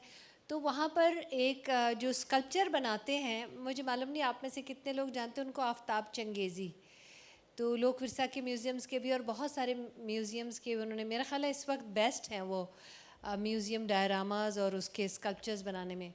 तो उनसे हम लोगों की भी दोस्ती है, तो वो बहुत तारीफ़ें कर रहे थे कि आप देखिए नया जाके बना है। और फिर जब अदनान साहब से मुलाकात हुई तो पता चला कि GHQ के भी अपने म्यूज़ियम्स हैं, जिसका मुझे नहीं मालूम था। तो हमने सोचा थोड़ा सा वो पर्सपेक्टिव हम लें कि ये स्टोरी टेलिंग कैसे करता है। तो thank you very much for your presentation. और जो लाहौर वाले उनसे मैं पूछूंगी, आप में से कोई गया है आर्मी म्यूज़ियम? कैसा आपको लगा? हाँ, तो that is what actually got me into this whole phenomena के कितना ब्रांचेस हैं वहाँ पर। मेरे ख्याल है पूरे पाकिस्तान की हिस्ट्री के डिफरेंट फेजेस वहाँ पर बताए गए हैं आर्मी म्यूज़ियम में। वहाँ से शुरू किया, ओके। सो जो है ना प्रेजेंटेशंस और नए आजकल की जो टेक्नोलॉजी है, मेरे ख्याल है वहाँ that is why I wanted to use that as an example also, कि बहुत नई तरह से कंसीव किया। और चंगेज़ी साहब क्योंकि तारीफ़ें कर रहे थे, फिर अदनान साहब से हमारी मुलाकात हुई, उन्होंने कहा कि हाँ बहुत नई चीज़ें यूज़ की हैं। तो दैट इज़, अगर जो लाहौर वाले वो तो ज़रूरी जाके देखें, और बाकी लोग जो भी लाहौर से गुज़रे वो भी जाके देखें, क्योंकि हमारे हड़प्पा के और टेक्सला के और ये म्यूज़ियम्स तो मेरे ख्याल हम सब के बहुत देखे हुए हैं, और बहुत लोग बार बार जाते रहते हैं अपने मेहमानों को लेके। मगर जो नए म्यूज़ियम्स हैं, मैं ज़रा उनकी तरफ थोड़ी तवज्जो दिलाना चाह रही थी कि we should go see. And अच्छा, अब एक छोटा सा अगले सेशन से पहले हम एक छोटा सा एक डाइवर्जन करेंगे। हम GB की एक छोटी सी फिल्म दिखाना चाहते हैं, और आसिम टिवाना साहब यहाँ पर हमारे साथ मौजूद हैं, जो कल्चर, टूरिज़म और एजुकेशन, ये सही है, म्यूज़ियम्स आर्कियोलॉजी मैं सोची थी इन्फॉर्मेशन नहीं है, दूसरी क्या चीज़ है, कल्चर, टूरिज़म, म्यूज़ियम, आर्कियोलॉजी, तो बहुत कुछ इनके अंडर है। वो छोटी सी एक फ़िल्म दिखाना चाह रहे हैं GB के ऊपर, और GB से हमारा डेलीगेशन बहुत अच्छा स्ट्रॉन्ग है यहाँ पर। तो आगे जिसको रिसर्च के लिए कनेक्शन चाहिए हो, कोई एकेडेमिया में चाहिए हो, या कोई कलरफुल फिल्म्स के लिए चाहिए हो, तो ये लोग बहुत खुले दिल से, कह ले बाजू दरवाज़े खोल के इस्तकबाल करेंगे। तो this is a very good place to connect here. मैं चाहूँगी कि अगर आप आके थोड़ा सा इंट्रो दे दें फिल्म का, और फिर कोई सवाल हो ख़ास तौर पे, कोई ट्रैवल के बारे में, कोई उन चीज़ों के बारे में, ये हम बहुत क्विकली 10 मिनट्स का एक हम करेंगे, क्योंकि ऐसा महसूस हुआ बातचीत में कि ज़्यादा लोग GB से इतने वाकिफ़ नहीं। बाकी सूबों की प्रमोशन होती रही है, GB की प्रमोशन ज़रा लेट शुरू हुई है। आप तशरीफ़ लाइए। Thank you very much for coming.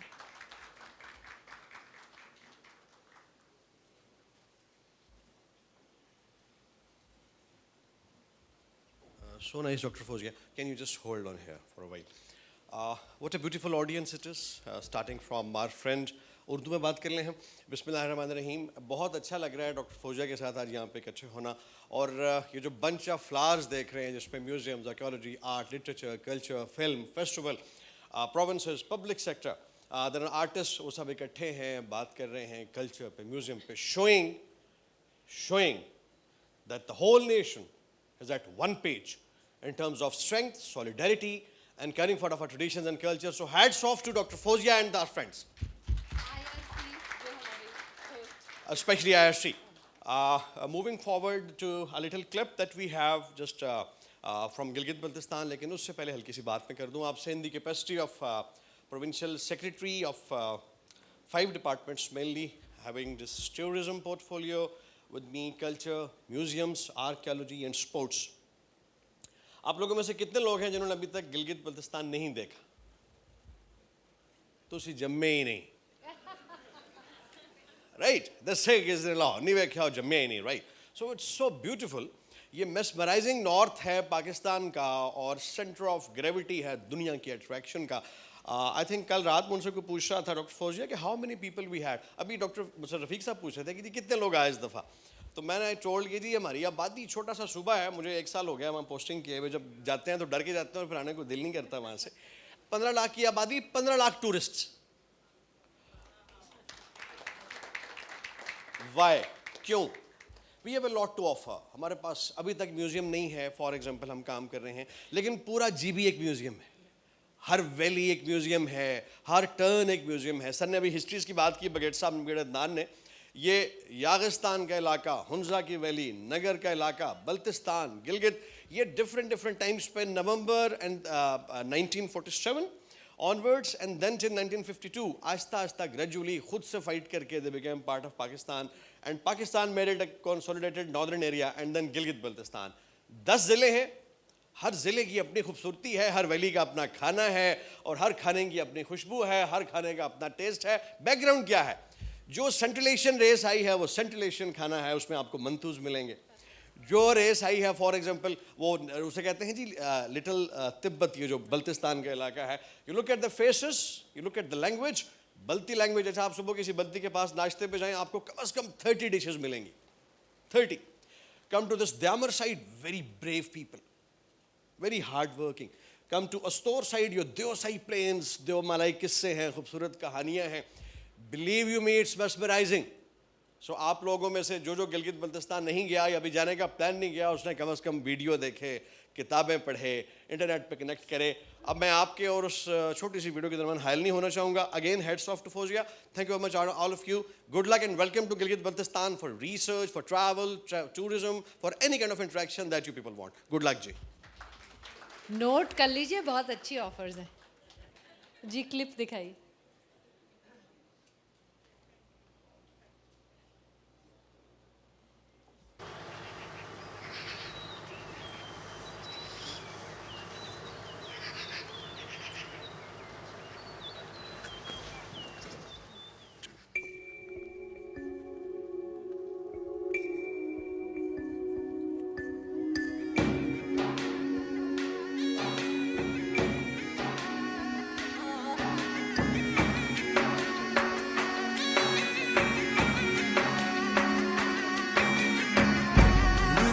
मिलेगा ना या कहीं पे, देखना हो जन्नत को ज़मीं पे.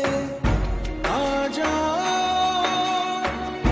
देखो यहाँ कुदरत के करिश्मे. एक बार जो आए दिल यहाँ रह जाए, जाना चाहे ना फिर यहाँ से. एक बार जो आए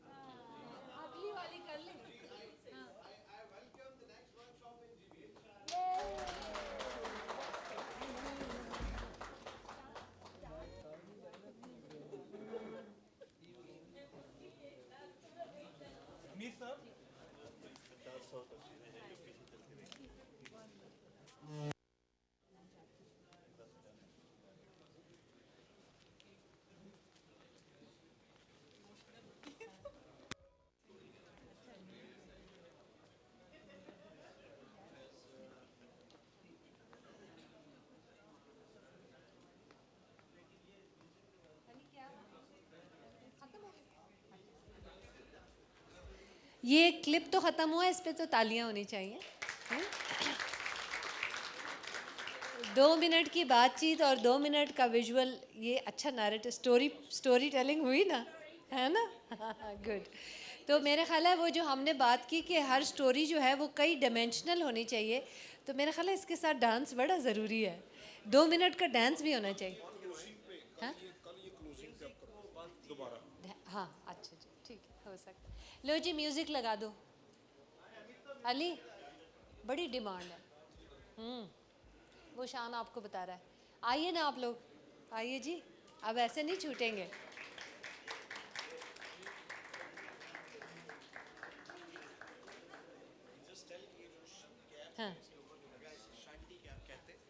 हाँ, just for the information of our friends, ये जो खूबसूरत कैप हमारे इन दोस्तों ने पहनी है जो गिलगित बल्तिस्तान से भी स्टेज की तरफ बढ़ रहे हैं हमारे साथ हल्का फुल्का अपने कल्चरल डांस शेयर करने के लिए, इस कैप का नाम ही शांति कैप है। Shanti stands for peace. Pakistan का नाम क्या है? The land of peace. So we start with peace from the north, Siachen, दो आखिरी तहसील है डिस्ट्रिक्ट घांचे की, खपलू, और आज हम कहाँ बैठे हैं? एंडिंग ऑफ पाकिस्तान, बिल्कुल सी तक। तो starting from peace to the peace. लो जी, अब अली और शान की परफॉर्मेंस हमने देखनी है। सलमान पारिस, अगर उसके पास टोपी नहीं भी है तो वो आ जाए।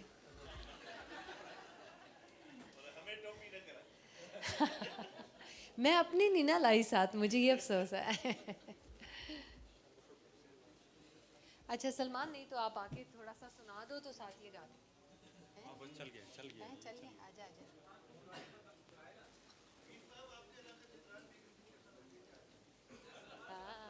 हाँ, मैं उसे यही कह रही हूँ कि सलमान आओ ज़रा। जी बिल्कुल। सलमान जो है ना वो अभी गवर्नमेंट भी रिप्रेजेंट करे। क्यों जी, आपके डिपार्टमेंट में है। ये सब उसको आर्टिस्ट के तौर पे जानते हैं। बिल्कुल बिल्कुल, आ जाओ भाई। हाँ हाँ, चलो जी आ जाओ। और हमीद भी बहुत ज़बरदस्त डांसर है। हाँ, मैंने कहा टोपी नहीं भी है तो खैर। सलमान,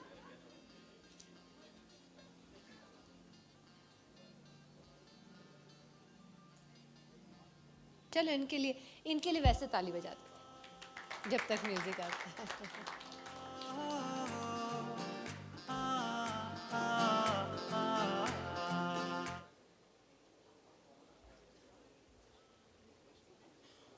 पछतो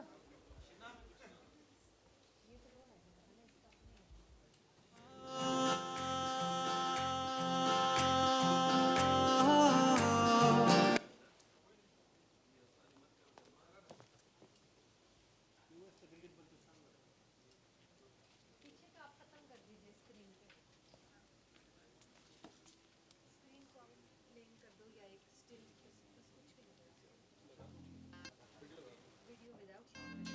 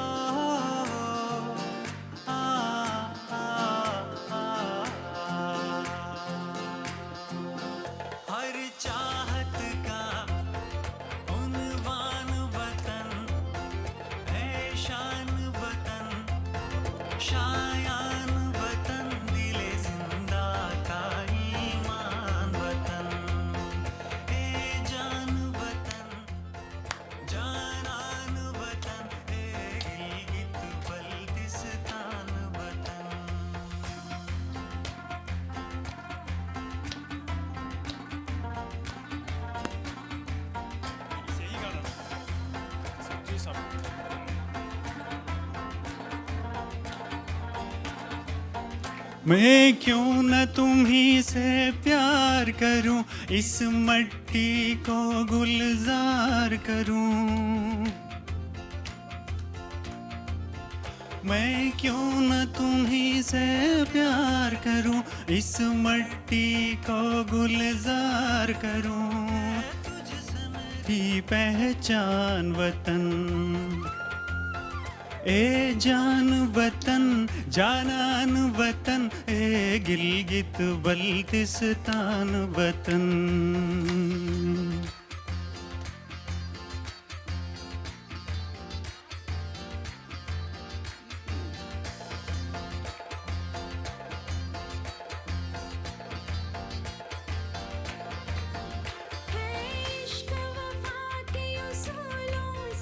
गुल रंग लहू के फूलों से है इश्क वफा के उसूलों से।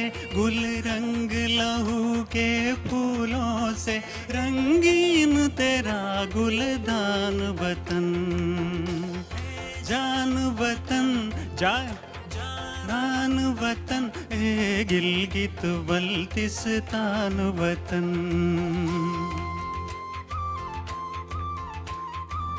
आप लोग क्लैपिंग करेंगे सारे।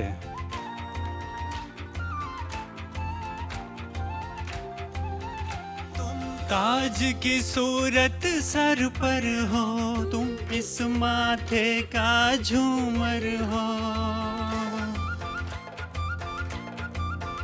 तुम ताज की सूरत सर पर हो, तुम इस माथे का झूमर हो।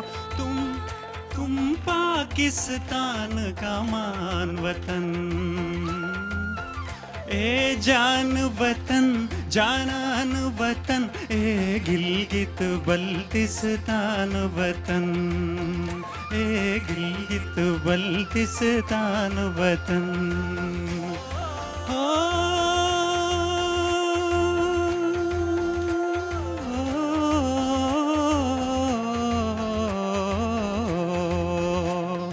लाई ला लाई लाई, लर ला ला लाई लाई, लाई ला लाई लाई, लर ला ला लाई लाई, लाई लाई लाई लाई लाई ला लाई, लाई लाई लाई, लाई लाई लाई लाई लाई लाई ला लाई। Thank you very much, thank you. वाह जी वाह, ज़बरदस्त ज़बरदस्त। अब ये स्टोरी तो किसी को भूलने वाली नहीं है ना? Thank you. This was wonderful. That's the spirit. और सब जगह के जो है ना ऑफिशियल्स, वो इतने जोश में हो, उनका काम कहाँ से कहाँ जाए, है ना? क्योंकि दिल से होता है ना ये सब कुछ। This is very very beautiful. Thank you very much. अच्छा जी, अब हमारा जो अगला सेशन है वो आपको मालूम है अपने प्रोग्राम में मदर लैंग्वेजेस से रिलेटेड है कि स्टोरी टेलिंग जो है वो मदर लैंग्वेज में क्यों ज़रूरी होती है, या उसका क्या एक रिश्ता बनता है जब वो अपनी मदर लैंग्वेज में आती है। जो स्पीकर्स हैं उनको हम ज़रा ठहर के, अभी आपके पास तो खाने से पहले लिखा है, उनको हम खाने के बाद लेकर आएंगे, लेकिन हम एक म्यूज़िकल परफॉर्मेंस आपके लिए पहले करेंगे क्योंकि कथाओं का पूरा मौसम चल रहा है। तो मैं इसहाक समेजो साहब से रिक्वेस्ट करूँगी कि वो आएंगे, थोड़ा सा आपको जो सिंधी फोक स्टोरी टेलिंग का ज़रा सा बैकग्राउंड देकर, और वो इंट्रोड्यूस कराएंगे पुन्नल फ़कीर को। हमने यहाँ दावत दी हुई है, तो आप बेशक ऊपर आ जाइए, मैं तो नीचे इसलिए कर रही थी, मेरा ट्रांजिटरी अनाउंसमेंट है। तो इसहाक समेजो साहब ख़ुद, उनका मैं ज़रा सा तारुफ़ करा दूँ। ये भी हमारी बरादरी के हैं और रिगार्डलेस किस पोजीशन में ये जाते हैं, लिखने पढ़ने वाले और कल्चर के बहुत ज़्यादा आशिक और स्कॉलर। ये सिंधियोलॉजी में अभी तक आपकी है या शिफ्ट हो गई है? अच्छा, अभी ये सिंधियोलॉजी के हेड हैं और आप सब लोग वाकिफ़ हैं, सिंधियोलॉजी जो है वो सबसे ज़्यादा मैं कहूँगी पुख्ता इंस्टीट्यूशन है, कल्चरल इंस्टीट्यूशन है सिंध का। उसको ये हेड कर रहे हैं, उसको सिर्फ हेड ही नहीं कर रहे बल्कि उसको बहुत ऑर्गेनाइज़ करके बहुत आगे लेकर गए हैं। तो ये हमें थोड़ी बैकग्राउंड देंगे और फिर हम एक म्यूज़िक आइटम सुनेंगे। उसके बाद हम अगर लंच की ब्रेक की फिर वापस आके हम अपने स्पीकर्स को सुनेंगे। ठीक है जी? थैंक यू फौजिया, और आपका शुक्रिया कि आपने सारे पाकिस्तान को यहाँ जमा किया हुआ है, और ख़ास तौर पर जो इंडिजीनियस लोग हैं कि हर एक के पास अपनी अपनी स्टोरीज़ हैं और सदियों पर फैली हुई हैं। तो सिंध के पास भी बहुत सारी रिवायत हैं स्टोरी टेलिंग की, और ख़ास तौर पर म्यूज़िक की फार्म में हमारे पास बहुत सारे लोग रहे हैं जिन्होंने ना सिर्फ गाकर बल्कि बीच में मुख्तलिफ नसरी टुकड़ों में भी उसको बयान किया हुआ है। और जो मंजूम किस्से हैं हमारे यहाँ, वो तो एक बहुत बड़ी रिवायत है, मगर क्योंकि आज यहाँ पर जिस आर्टिस्ट को हम पेश करने जा रहे हैं वो थोड़े से डिफरेंट रंग और कल्चर से ताल्लुक़ रखते हैं। इनका नाम पुन्नू फ़कीर है। आपको पता है कि सिंध में जो सूफ़ी म्यूज़िक गाने वाले लोग हैं उनके दो स्कूल्स हैं। एक तो वो जो दरगाहों से काफ़ी रंग का म्यूज़िक गाते हैं, और ख़ास तौर पर जितनी भी बड़ी दरगाहें हैं उनमें गाने की एक बहुत बड़ी रिवायत है, जो कि ससी पुन्नू को गाते हैं, यहाँ पर मुमल रानों को गाते हैं। और उसके अलावा अपने जो शाह लतीफ़ ने जो 7 हम सूरमियाँ कहते हैं उनको, जो 7 औरत जो हैं अपनी हीरोइंस हैं, उनकी जो स्टोरीज़ उन्होंने लिखी हैं उनको गाते हैं, और बड़े हुस्नाकी से उनकी स्टोरीज़ भी बताते हैं और म्यूज़िक भी सुनाते हैं। तो पुन्नू फ़कीर जो हैं वो बेसिकली हमारे यहाँ जो भक्ति रंग के लोग हैं, या जो जिनको हम भगत कहते हैं, उनसे उनका ताल्लुक़ है। और सिंध में ज़मानों से प्री पार्टीशन से एक बहुत बड़ा नाम आपने सुना होगा शायद, भगत कंवर राम का। तो भगत कंवर राम तो एक बड़े जायंट थे, और सारा सिंध उनको जो है वो एक लीजेंड के तौर पर पहचानता था। आजकल उनके नाम से एक दिल्ली में एक बड़ा मंदिर बना हुआ है, और हिंदुस्तान में जितनी सिंधी कम्युनिटी है भगत कंवर राम को तो वो पूजती है। तो सिंध में आज भी बहुत सारी जगहों पर मंदिरों में उसके आपको मुजस्मे नज़र आएंगे। उसके अलावा भगत जो हैं नारू हैं, जाड़ो भगत हैं, भगत मोटन हैं, ये सारे प्री पार्टीशन के नाम हैं। आज के ज़माने में जो लोग इस रवायत को और मौसीकी के इस रंग को ज़िंदा रखे हुए हैं, पुन्नू फ़कीर उनमें से एक हैं। तो पुन्नू फ़कीर को आप सुनेंगे तो मेरे ख़्याल में आपको इस रंग का पूरा पता चलेगा। मगर मैं थोड़ी सी एक इसके साथ जुड़ी हुई एक और कहानी सुनाऊं कि बेसिकली पुन्नू फ़कीर का ताल्लुक़ जो है वो भील कम्युनिटी से है। ये सिंध की एक इंडिजिनियस कम्युनिटी है, और ज़मानों से जिन लोगों का इस धरती के साथ, इस मिट्टी के साथ बहुत धड़कनों का सा रिश्ता है, तो भील कम्युनिटी वो है। और इनके अलावा भी भील कम्युनिटी में दूसरे आर्टिस्ट रहे हैं, जिस तरह भगत्यानी सीता और भगत गोमू, भगत ईसरदास, भगत चकदास और दूसरे बहुत सारे लोग हैं जिनकी आवाज़ों ने अपने अपने इलाकों में एक शहर सा और एक डिफरेंट रंग सा बिखेरा हुआ है ज़मानों से। तो पुन्नू फ़कीर टंडो लयार से ताल्लुक़ रखते हैं, और भगत कबीर साहब की वो हमें सुनाएंगे जो हैं शायरी, चदरिया झीनी रे झीनी राम नाम रंग भेनी। पुन्नू फ़कीर और उसके साथी।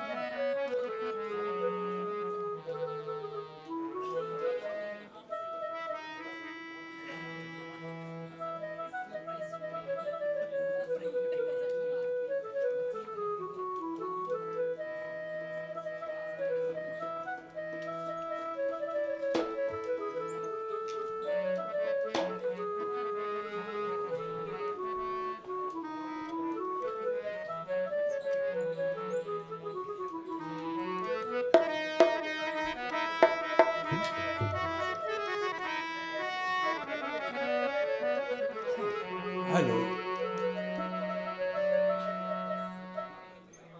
हेलो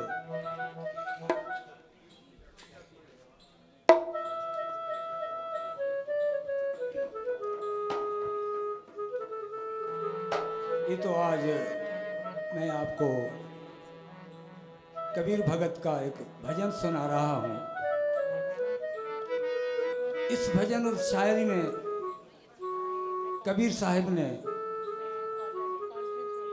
जो ये जीवन है हमें बड़ी मुश्किल से मिला है, फिर न जाने इस आदम चोले में आए या न आए। इस बारे में संत कबीर महात्मा ने इस शरीर को चादर तखलस देते हुए, क्योंकि चादर और ये शरीर आज है, कल पुरानी और परसों टूट जाएगी।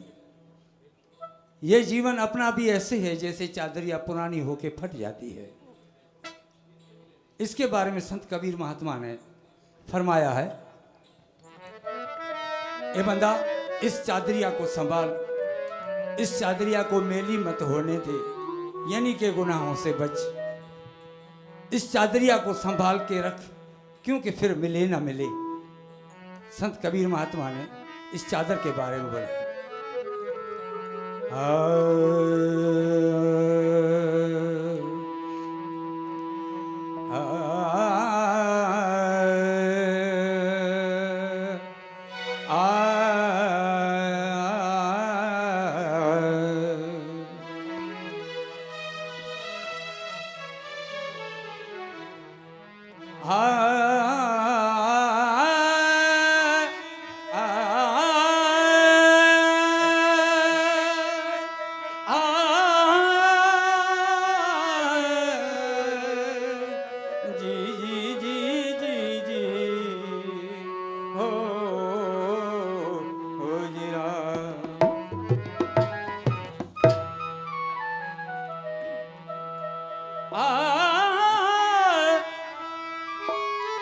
कबीर महात्मा कहते हैं, जो बंदा सोचता है कि मैं कल कर लूंगा, परसों कर लूंगा, काल करे सो आज कर,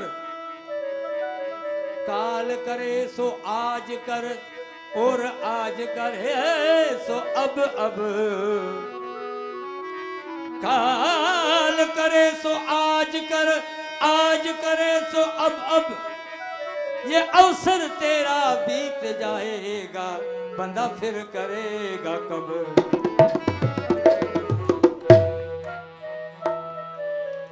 चादरिया जीनी रे जीनी, ओ राम नाम रंग बीनी। चादरिया जीनी रे जीनी, ओ राम नाम रंग बीनी। चादरिया जीनी रे।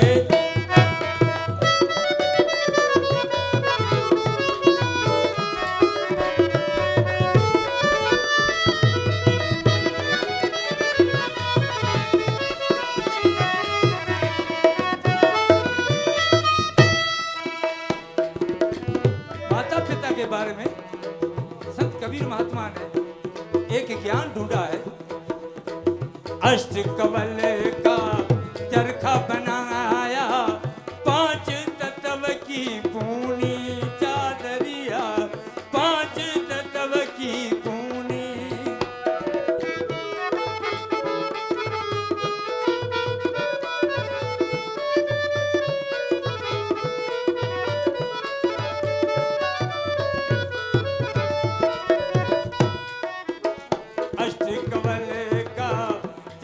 बनाया 5 तत्व की पूनी। चादरिया 5 तत्व की पूनी। ओ उनते उनते नौ मसला उनते उनते नौ मसला का 10वें बाहर कीनी। चादरिया जीनी रे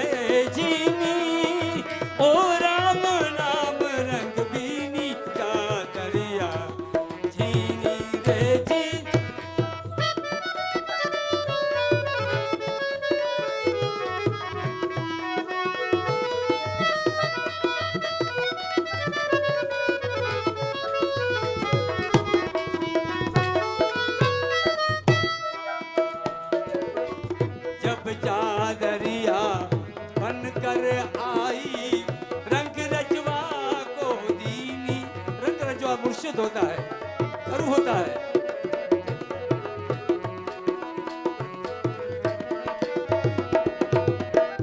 जब चादरिया बनकर आई रंग रजवा को दीनी चादरिया रंग रजवा को दीनी रंग रजवा ने ऐसी रंग दी रंग रजवा ने ऐसी रंग दी लालो लाल कर दीनी चादरिया जीनी रे जीनी ओ राम नाम रंग दीनी चादरिया जीनी रे आ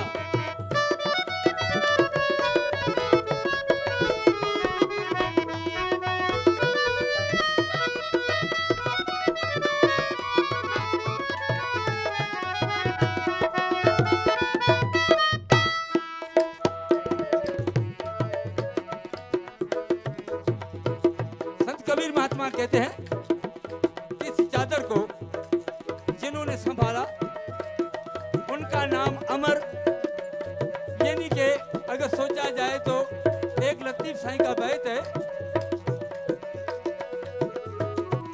जागी जागी जागी जिन याद कयो सारी रात सुबहान उन्हनि जे अब्द लतीफ चवे मिटी लदो मान उन्हनि जे अब्द लतीफ चवे मिटी लदो मान ओ कोने कन सलाम अचो आसन उन जे ओ बल बल रू पहलाज सदा में ओडी सुख दे निर्मल कीनी चादरिया सुख दे निर्मल कीनी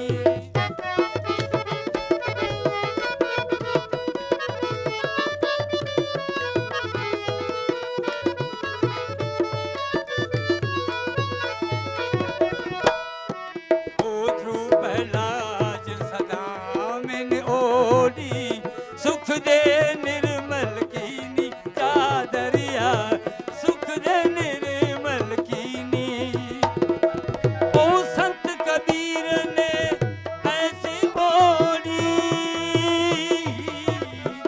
संत कबीर ने ऐसी ओढ़ी जैसी थी धर दीनी चादरिया जीनी रे जीनी ओ राम नाम रंग दीनी चादरिया जीनी रे जीनी ओ राम नाम रंग दीनी चादरिया जीनी रे आ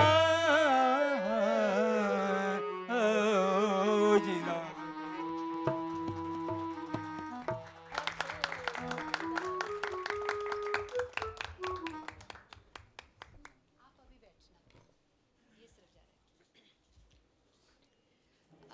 जैसे मैंने कहा था जो मदर लैंग्वेजेस का सेशन के स्पीकर्स हैं वो हम लंच के बाद शुरू करेंगे बजाय जिस तरह हमने प्रोग्राम में लिखा।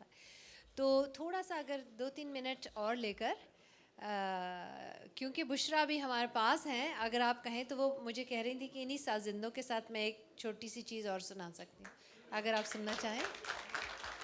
बुशरा आप मुझे बताएं क्या सुनाएंगे। देखते हैं क्या आपके लिए चूज़ करके सुनाती हैं। लेकिन हम मदर लैंग्वेजेस की बात करें, विश के जितने भी यहाँ पर हैं उन सब में हम कुछ अच्छा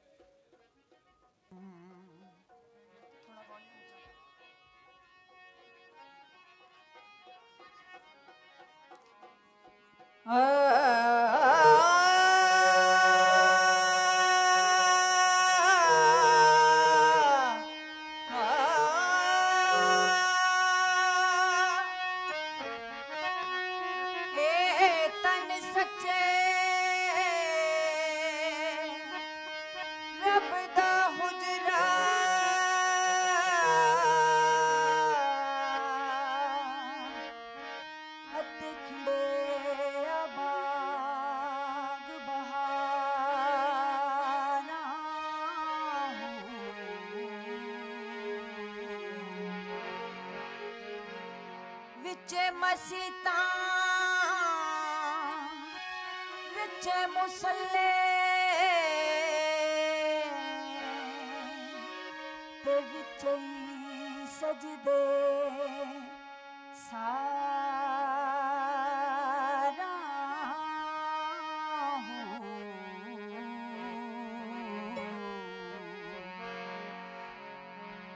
मुख मुर्शिद दा काबा किबला होते मनी ते नमाज गुजारा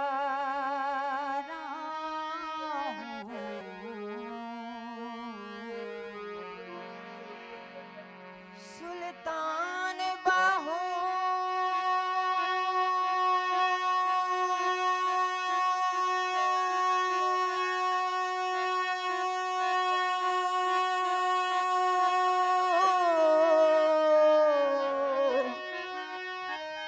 सानू मुर्शिद मिले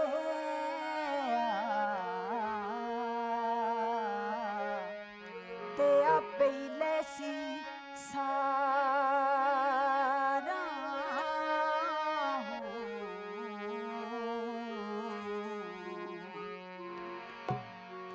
किथे मिहिर अली किथे तेरी सना किथे मिहिर अली किथे तेरी सना गुस्ताख अखियां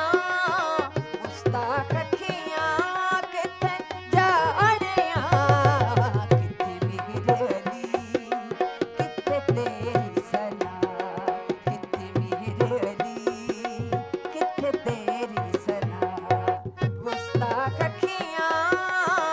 गुस्ताख अखियां किथे जाड़ियां किथे मिहिर अली किथे तेरी सना किथे मिहिर अली किथे तेरी सना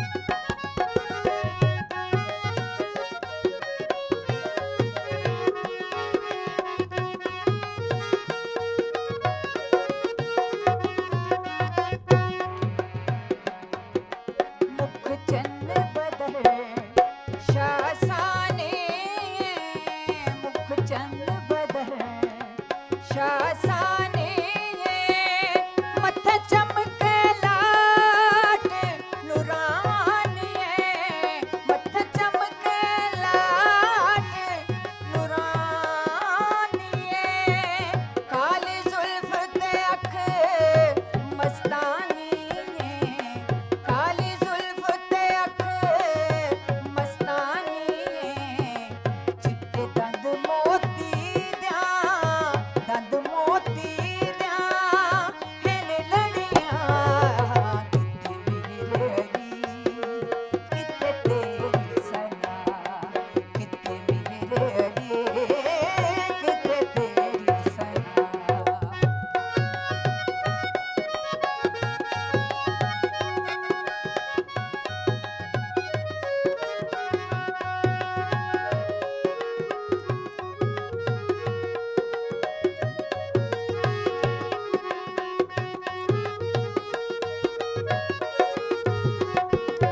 इस सूरत नो मैं जाना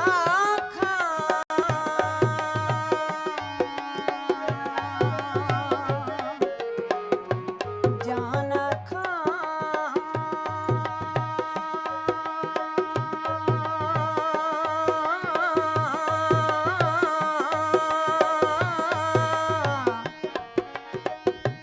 जाना इस सूरत नो मैं जाना इस सूरत नो मैं जाना के जाने जहाना जाना के जाने जहाना सच आखा ते रब दी शान आखा सच आखा ते रब दी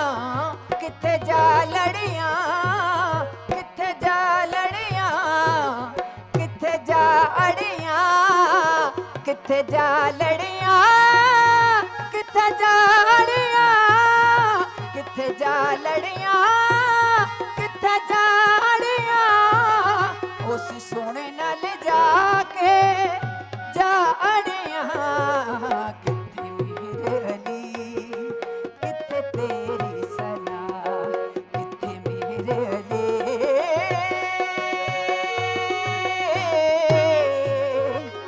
किथे तेरी सना। बहुत शुक्रिया।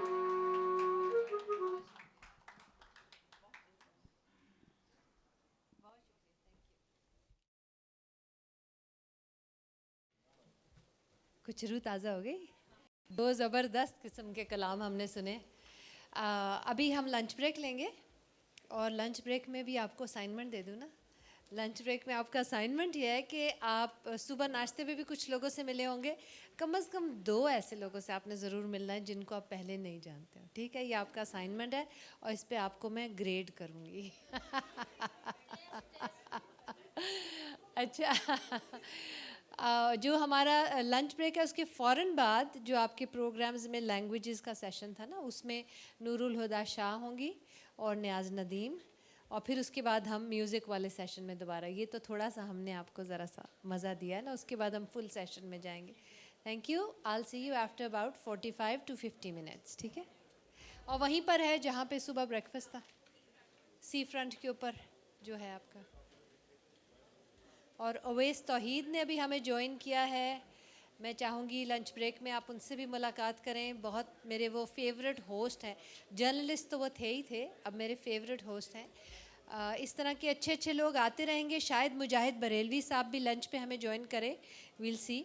तो मैं चाह रही हूँ क्योंकि कराची में हो रही है तो कराची के जो ज़बरदस्त लोग हैं, वैसे तो अब अवैस को हम ऑन करते हैं इस्लामाबाद वाले, मगर ये है कि आपकी मुलाकातें होती रहें मुख्तलिफ़ लोगों से। ठीक है।